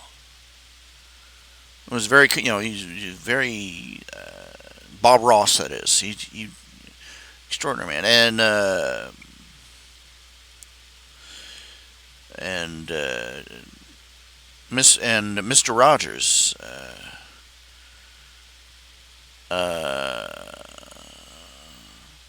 He heard that Mr. Rogers. You'll have to watch the show to see this. Well, Mr. Rogers, he would always announce when he was feeding the fish out loud. Here we go. We give the fishes a little. And the reason he did that is because there was a little blind girl who listened to his show, and she knew that there was a aquarium on stage. Her mother told her, and she worried that the fish weren't getting fed. And so Mr. Rogers read this note, and from then on, he always made a point of announcing out loud that he was feeding the fish, so the little girl would know.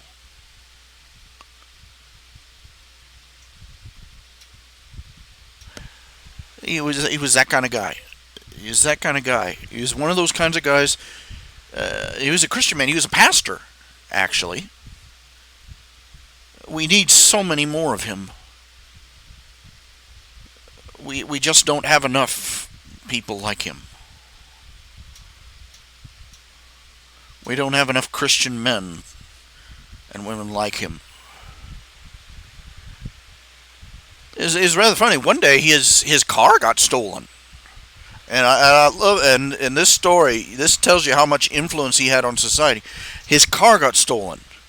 He went out one day and there was nothing. There was a little bit of broken glass where they, broken out the little ventilation, the little triangle window in the corner so that they could unlock the door. And it got on the news that day. And the next day he came out and the car was back. The little window, the little corner window was taped up and patched up, and there was a note inside. It said, "We are so sorry. We didn't know it was you."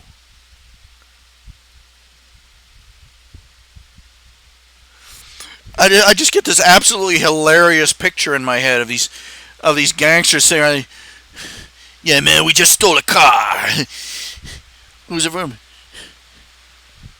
"It was Mr. Rogers' car." And they're all sitting around, "We're the scum of the earth. We're scumbags." And weeping and blubbering as they tape the window back up and drive it back.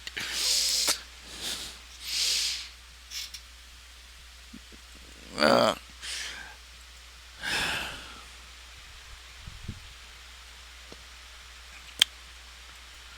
I know too many. I know there are people. Too many people I've known passed on and barely knew them. Barely knew them, but I knew them on the internet, and it's still haunting. Because gone. Gene Catlow. Look him up. Gene Catlow. GeneCatlow. He wrote an online comic. He's a furry fan. He was a cartoonist. Nothing professional, but he drew tons, and then one day, it was, and one day, they announced he passed on. He was something like 40 something. I forget how young. I think he was maybe 40 or 50, and gone. It was like finding out that Dr. Seuss had died.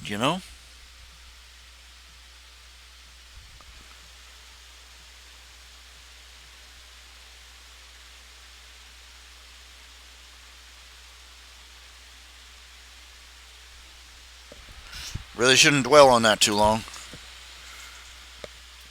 We're all on this earth for a little bitty while. Give our hearts and our souls to Jesus. Live our lives the way God intended. Leave the rest to Him.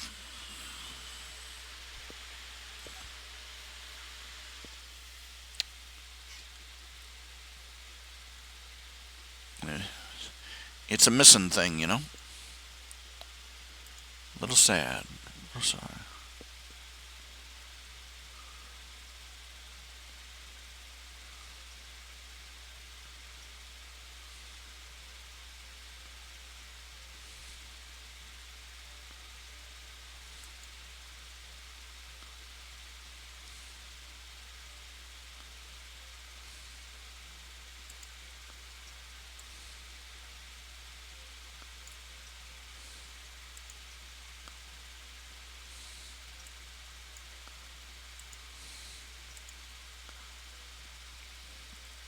I seem to be picking up a few new readers.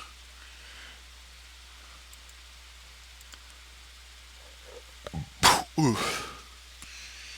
Alka Seltzer, plop plop, fizz fizz. Oh, what a relief it is. Man, Bachelor Medicine Cabinet.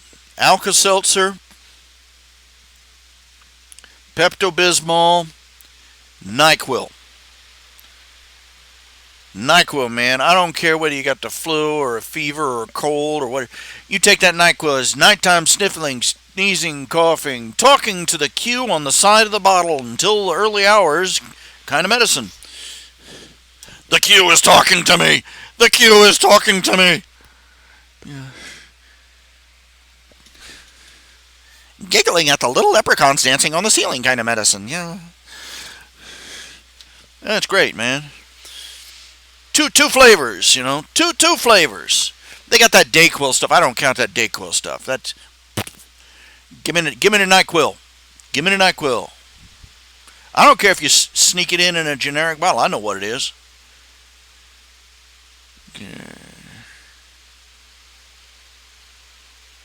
Got that, the original green death flavor. And it's a more advanced cousin, the Chernobyl cherry.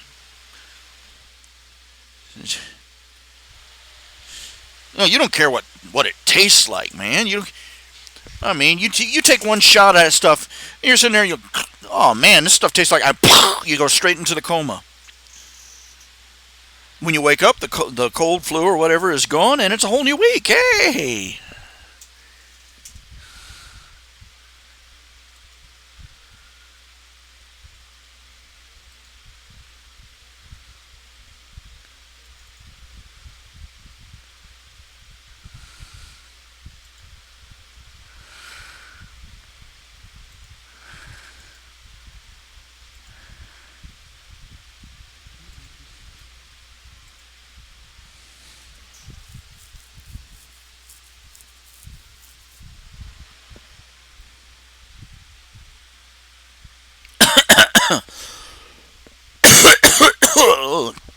You have to excuse me. It doesn't look like I'm going to be able to make It doesn't look like I'm going to be doing those 3 comics before we close the show thing. I'm not even going to do the 1 comic at this rate.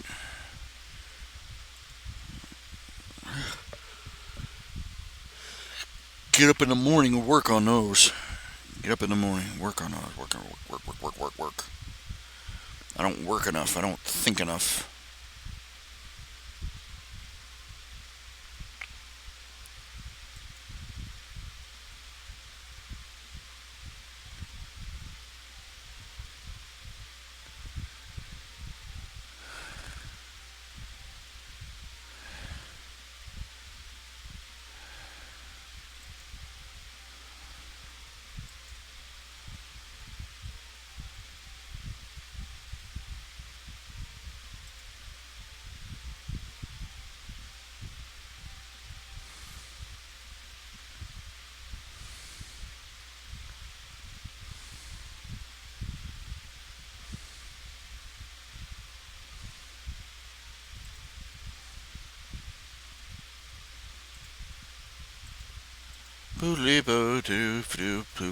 Poopy doop doop.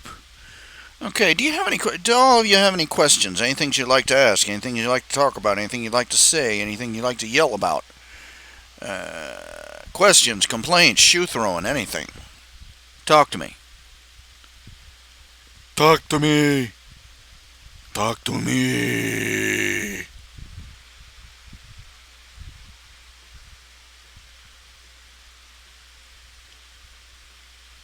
I want to sit here and wait for you to say something. I can see that there's at least 4 of you in the channel, so I know one of you's got to say something. Look, if you're waiting for something, if you're sitting there hearing me say, I know you're in there, and you're waiting for somebody else to respond, it's you I want to respond. Pretty please. Pretty please. Pretty please. I'm not normal today. I'm not normal. I've never been normal.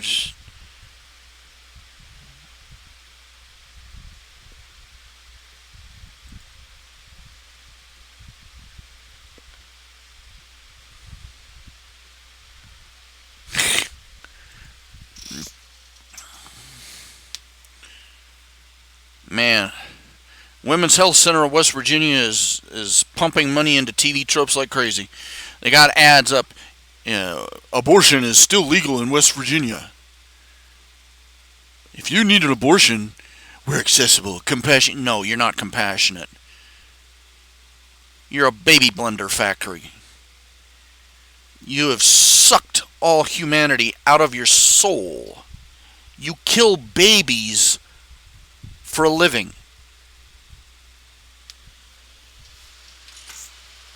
Do you realize how monstrous a society has to become to alienate women from the natural affection for the baby that came out of their body? How fucked up. There is no other word for it. How fucked up someone has to be to reach that point.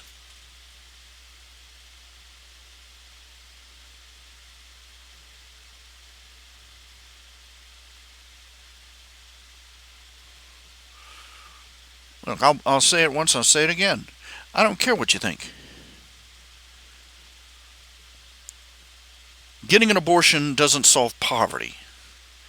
Getting an abortion doesn't solve the fact that your man ran away. Getting an abortion doesn't solve the fact that you didn't finish your education. Getting an abortion doesn't fix anything. And it is monstrous and obscene to convince women that you can solve all their problems by murdering their baby.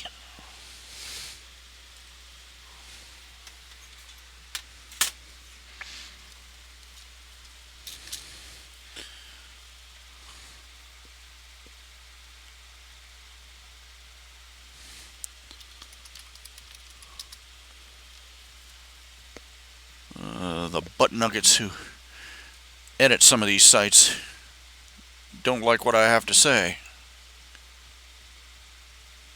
And they talk about how I'm controversial.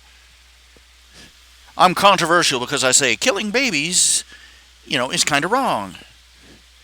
Isn't it amazing how that's controversial?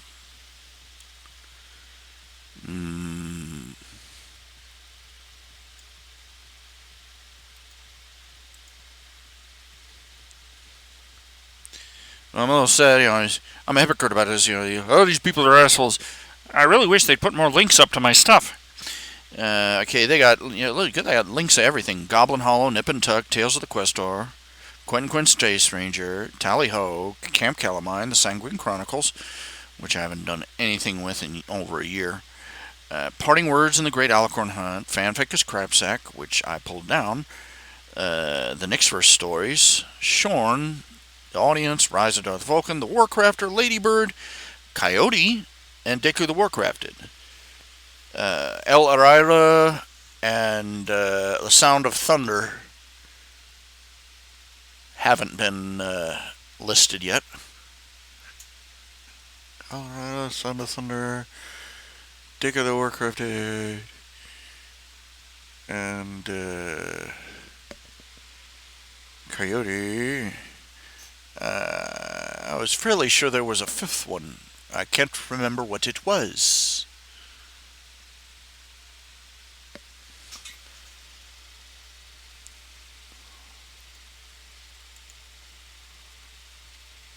For the life of me, I can't remember nothing. I don't know nothing, man. I just can't remember nothing. I'm just running a neutral.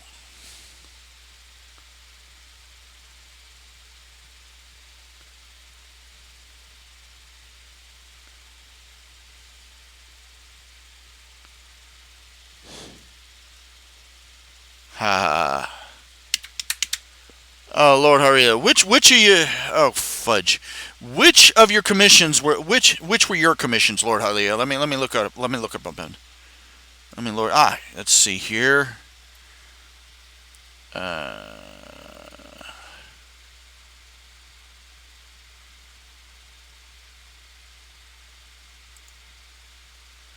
already did the reciteer one with the shop. Tony Aldwin.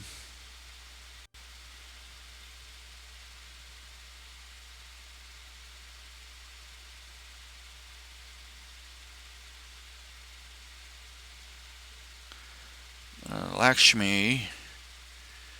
Dragon. I think we did the dragon one.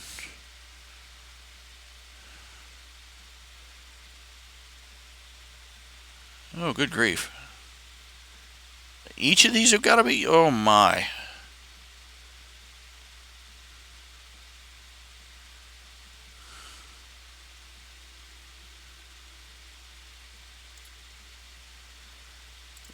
Did the Rakonan Starfighter. Jesus.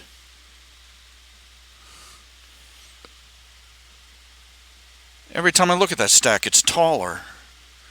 I've got a stack of commissions I owe you, Hylia. And every time I look at it, it's taller. I keep thinking, oh, wait, I did this one. And I look through it again and I go, wait a minute, no, I didn't. I'm thinking of another one I did for you. And that's no good.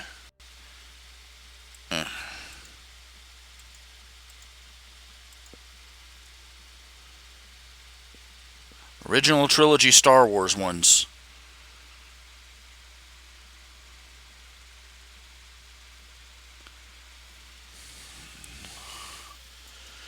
That's a funny thing is, I was just thinking on this. They were talking about, a lot of people talk about how horrible the Hebrews were because in the Bible, they talk about how, they want to imply how hypocritical Christians are because in the Bible you're allowed to own slaves, right? Or in the Bible you were, in the Old Testament you were allowed to stone your children to death. They don't, this is an example. This is stuff that preachers have missed out on teaching. But no, the Bible did not give people the permission to kill their children. They had that already. Like, what do you mean by that? I mean that literally. Before the Israelites were freed from before they were freed from Egypt, literally every civilization on the planet, in every culture, you could kill your children and nobody would bat an eye. It was perfectly acceptable to murder your children, to sacrifice them to a god, or to abandon them on a hillside because you decided you couldn't afford to feed them. Newborn babies would end up abandoned out to die of exposure. Or just push them off a cliff because you thought they were ugly. Slit their throat because you thought that they were growing, they were weak. It was standard practice in all the way up in most of the world. For thousands of years. In Sparta, any type of defect, they'd throw the kid off a cliff. What the Bible did was establish, okay, you want to kill your kid. First of all, the mother and the father both have to agree. Then they both have to come before the elders of the tribe and say, this child is a monster. We can't do anything with him. We just, we submit them to the elders to be. We submit them to the elders to be dealt with, and then the elders would have to condemn the child to death. And it is a matter of they didn't. The Hebrew laws didn't give them permission to kill their children. They could have that anywhere they went. What it did was tell them, you want to do this. This is what you're going to have to go through to even think about it. And it's a matter of historical record that there is not a single instance recorded of them going through this proceeding. Not once did the faithful Hebrews go to the elder, and submit their children for stoning. Not once. Of course, Moloch came around, and the Hebrews were too busy throwing their children into burning altars. So explain to me again how it was the Hebrew laws that made them into baby killers?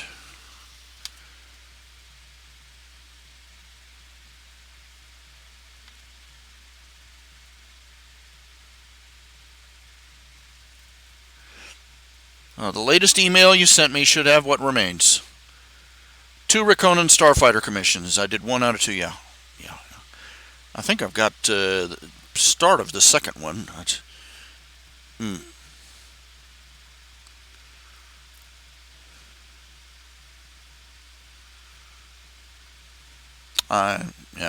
Thank you very much for reminding me. I am a I am a man of very little brain. So thank you for reminding me. Keep reminding me, okay? Because I end up chasing my own tail a lot. Get in a dither over something and forget everything else. Do not let me forget, okay?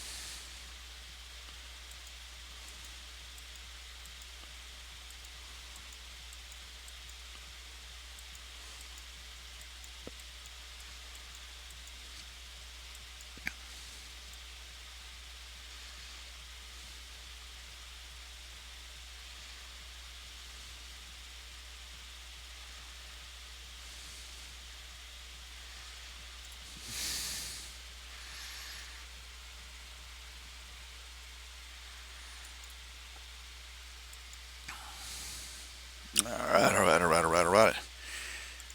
Uh,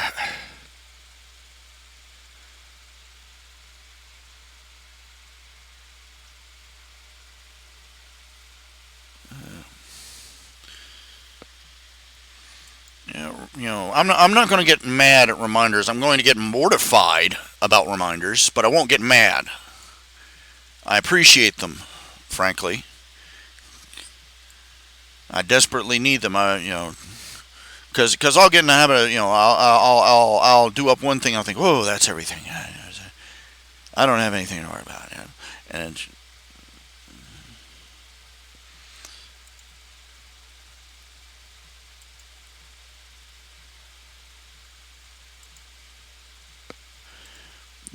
so remind me, always remind me.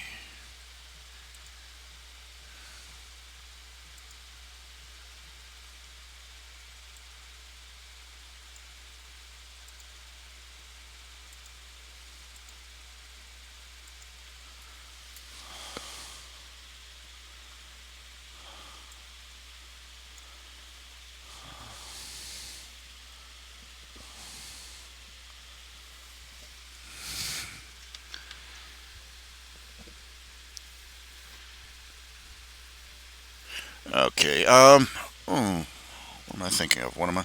I'm trying to think, but nothing's happening. I'm trying to concentrate, but nothing's there to concentrate. I spent 15 minutes standing in front of a freezer in a grocery store because the can of orange juice said concentrate.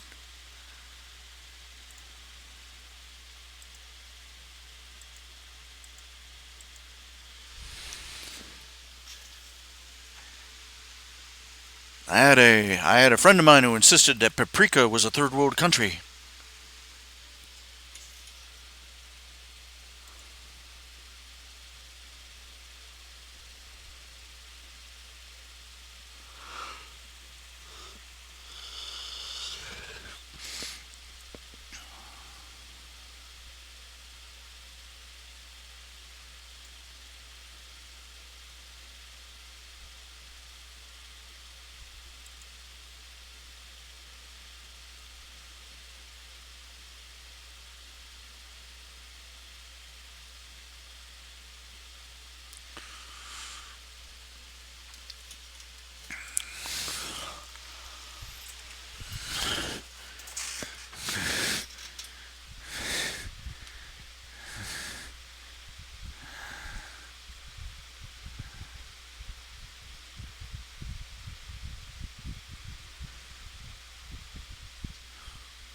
I think one of my grand achievements is nicknaming Katsuki Bakugo Splody Dope.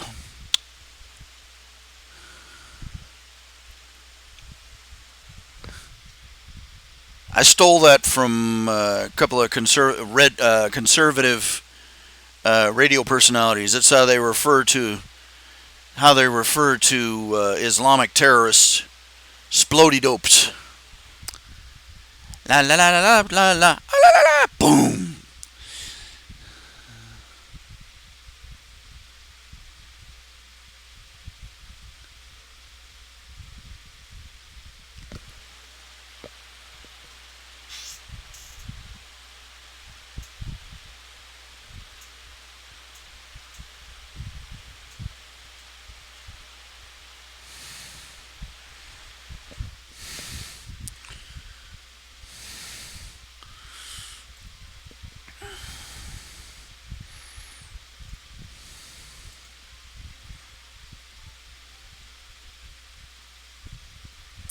La la la la la la yeah.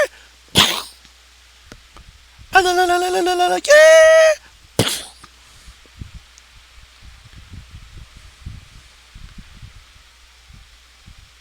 You ever wonder if they, prank each other, mess up the fuses, mess up the timers on the fuse? Oh, la, la, la, la, la, yeah! What the? Did you see Hasim's face? Ah! Well, it's not there anymore, but did you see it? Nice work, Habib. I'd like to see you try it again.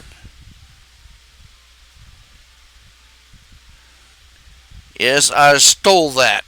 I stole that joke. Chased the original author down, beat him in a back alley, and rifled through his pockets for a sense of humor.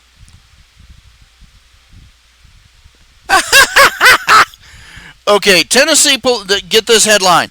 Tennessee police warn people not to flush drugs down the toilets for fear of creating meth gators.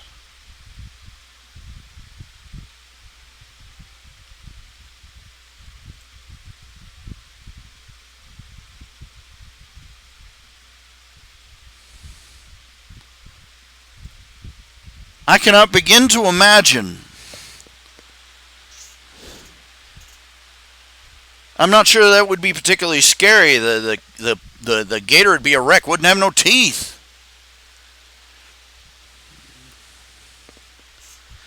I remember hearing a story. It was on the news a short while ago. It is in Florida. Yeah, God bless Florida. Some meth head had a meth lab, and they had a meth addicted attack squirrel.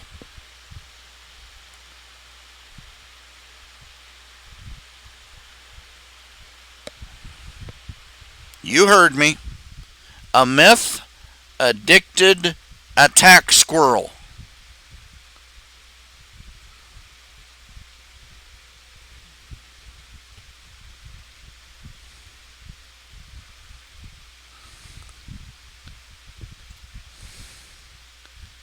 This is some interesting stuff here.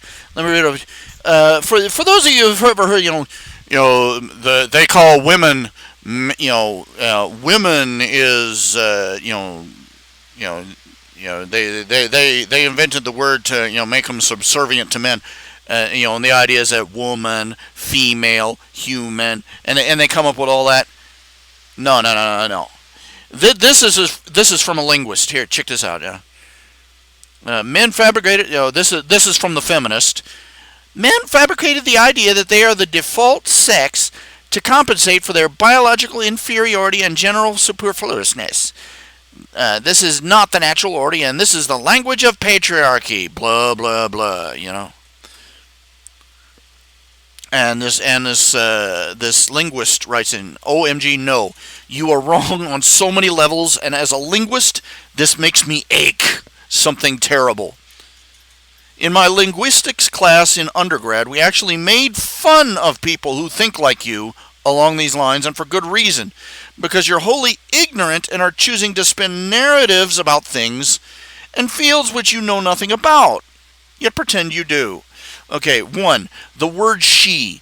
The word she evolved naturally from the Old English, from seo or heo, S-E-O, or H-E-O, which were just words to refer to feminine female people. It was evolving from Proto-Germanic words meaning that or there. He, as a word, evolved from the same ideas, but the Proto-Germanic words for this or here. So in other words, it was she and he, that and this, there and here.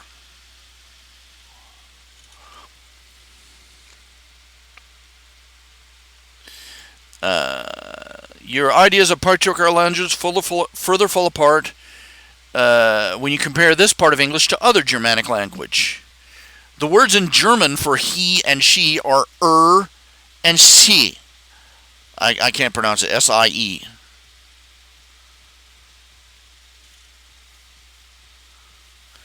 The word woman. The word man did not used to mean male. The word man used to mean humanity, human being. The old words in Old English for a male adult person and a female adult person were wereman and wifman. Wifeman.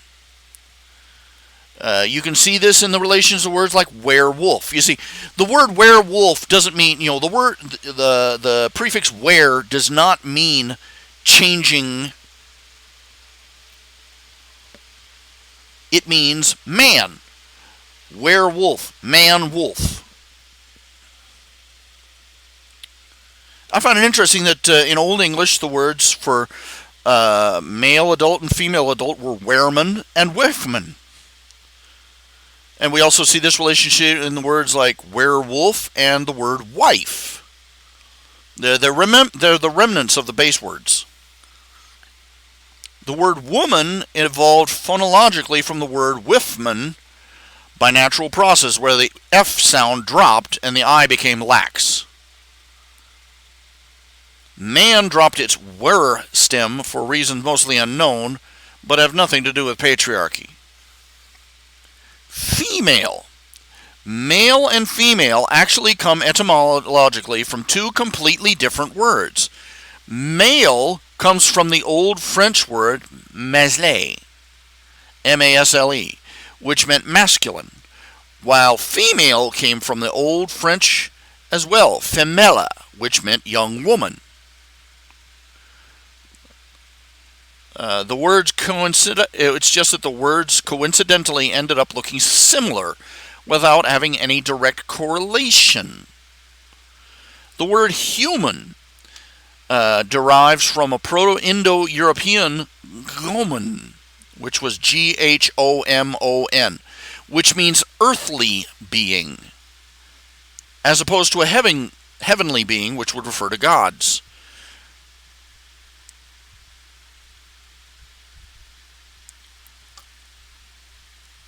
And the word person. This one is from the Etruscan languages. Person derives from persona, which is Latin, which meant the same meaning, which ultimately derived from fersu, Etruscan word for mask, as Etruscans would often have theater performers use masks to give identity to the performers. So never once did person have anything to do with the word son.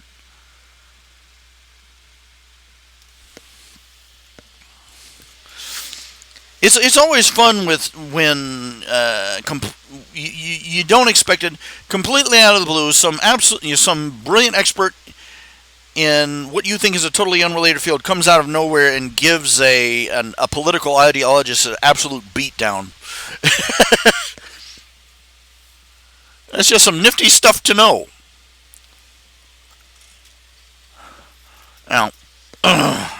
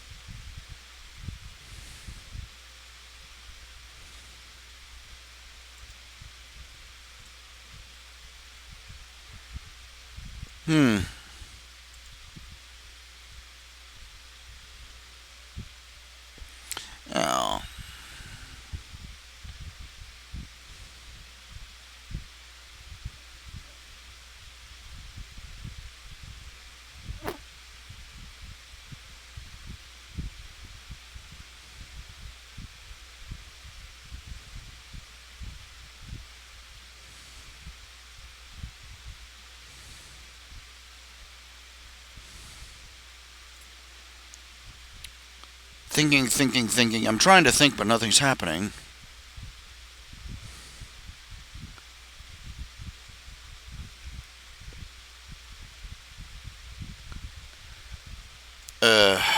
They're advertising that movie, The Boys.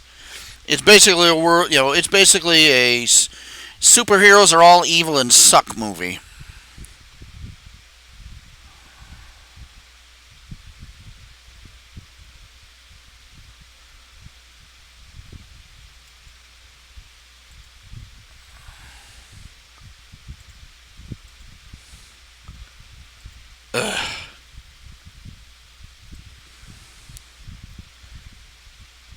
You know why people hate the you know why certain segments of the population hate the idea of superheroes? Because they hate the idea of people having, ordinary people having any agency of their own. They want a world where everything is rubber sealed, sealed in saran wrap and stamped with a government label, where the only people who have any agency are those who are in the elite among the powerful, the government.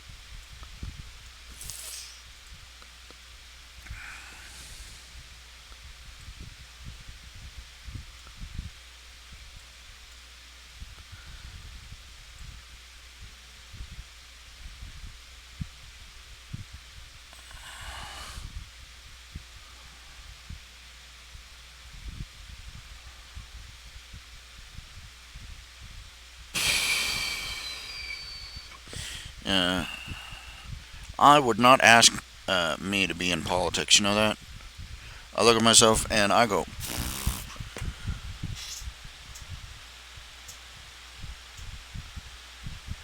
I can't even maintain a house plan.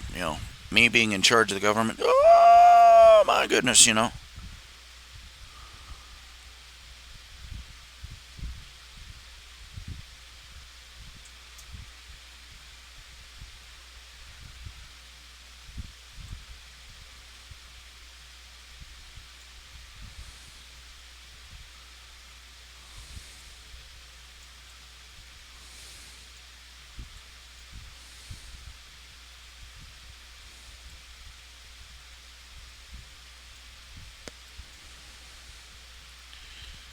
I've often wondered if I should have been called into the ministry.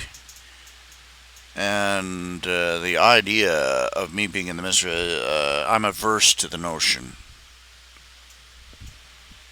Sometimes I wonder if that's just because I really should have gone into it in the first place.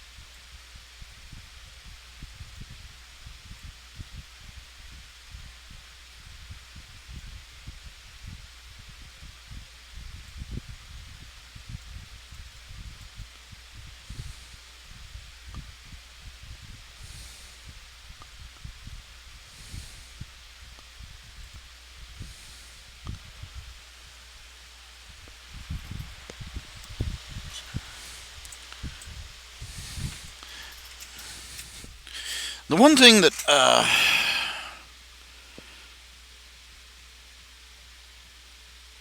well, that's my fear in life is that one day I'm finally going to go on to the hereafter. I'm going to be standing at the pearly gates.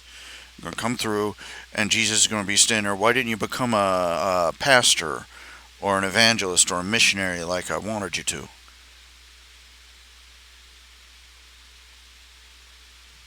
I'm going to have to say because I didn't want to, and I was afraid to, and because I looked over myself and I came to the conclusion that I was never going to be in any condition to be a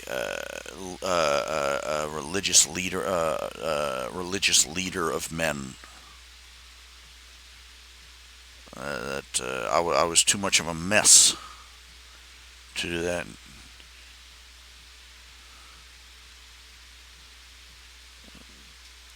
I keep thinking of the story of the servants with the talents.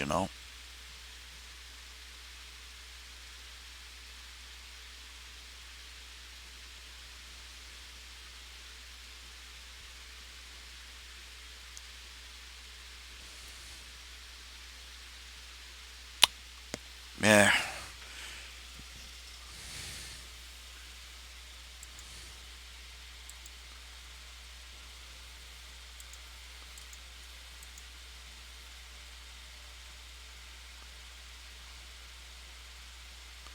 Yeah, the name of the story where the El Arira, that's the name. That's the name in rabbit mythology from Watership Down. It's supposed to mean in the rabbit language, Prince of a Thousand Enemies.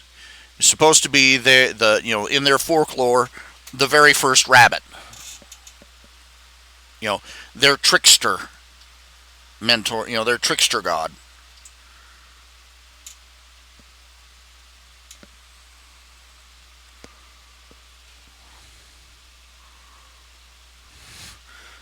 Yeah, I heard some guy tried to firebomb an IC detention facility and got shot. Beginning and end of story. Boom, blam, done. Don't know what they were expecting. Of course, we got a bunch of people who are signing up to try and do a Zerg rush on Area 51. Good grief.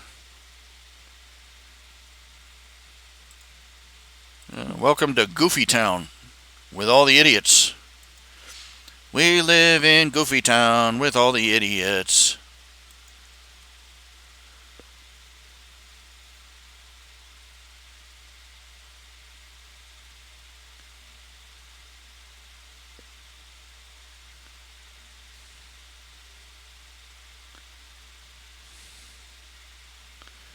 Okay, it is midnight, and I am just I'm just spinning my wheels at the moment.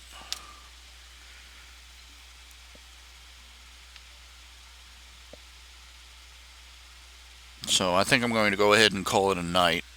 I hate to do that. This is the biggest audience I've had in weeks. 5 people. Now, would you all do me a favor? Click on the little subscribe button and then click on the little bell next to it. I just want to confuse people about the ratings. Give me a thumbs up. Give me, just.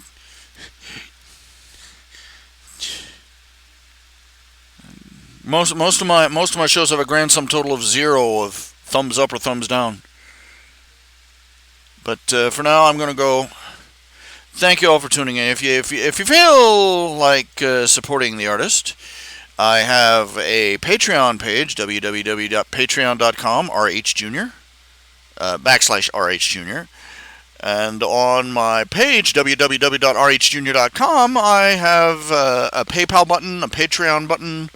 I also have several take more commissions and artwork, and I do. Oh, by the way, my book, the first volume of Tales of the Questor is now available, either for Kindle or for paperback on Amazon.com. Tales of the Questor by Ralph Hayes Jr. Feel free to check it out. For now, I think I shall be going.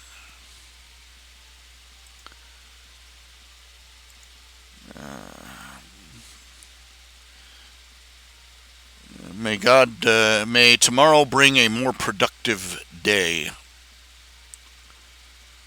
Catch you all. Bye-bye.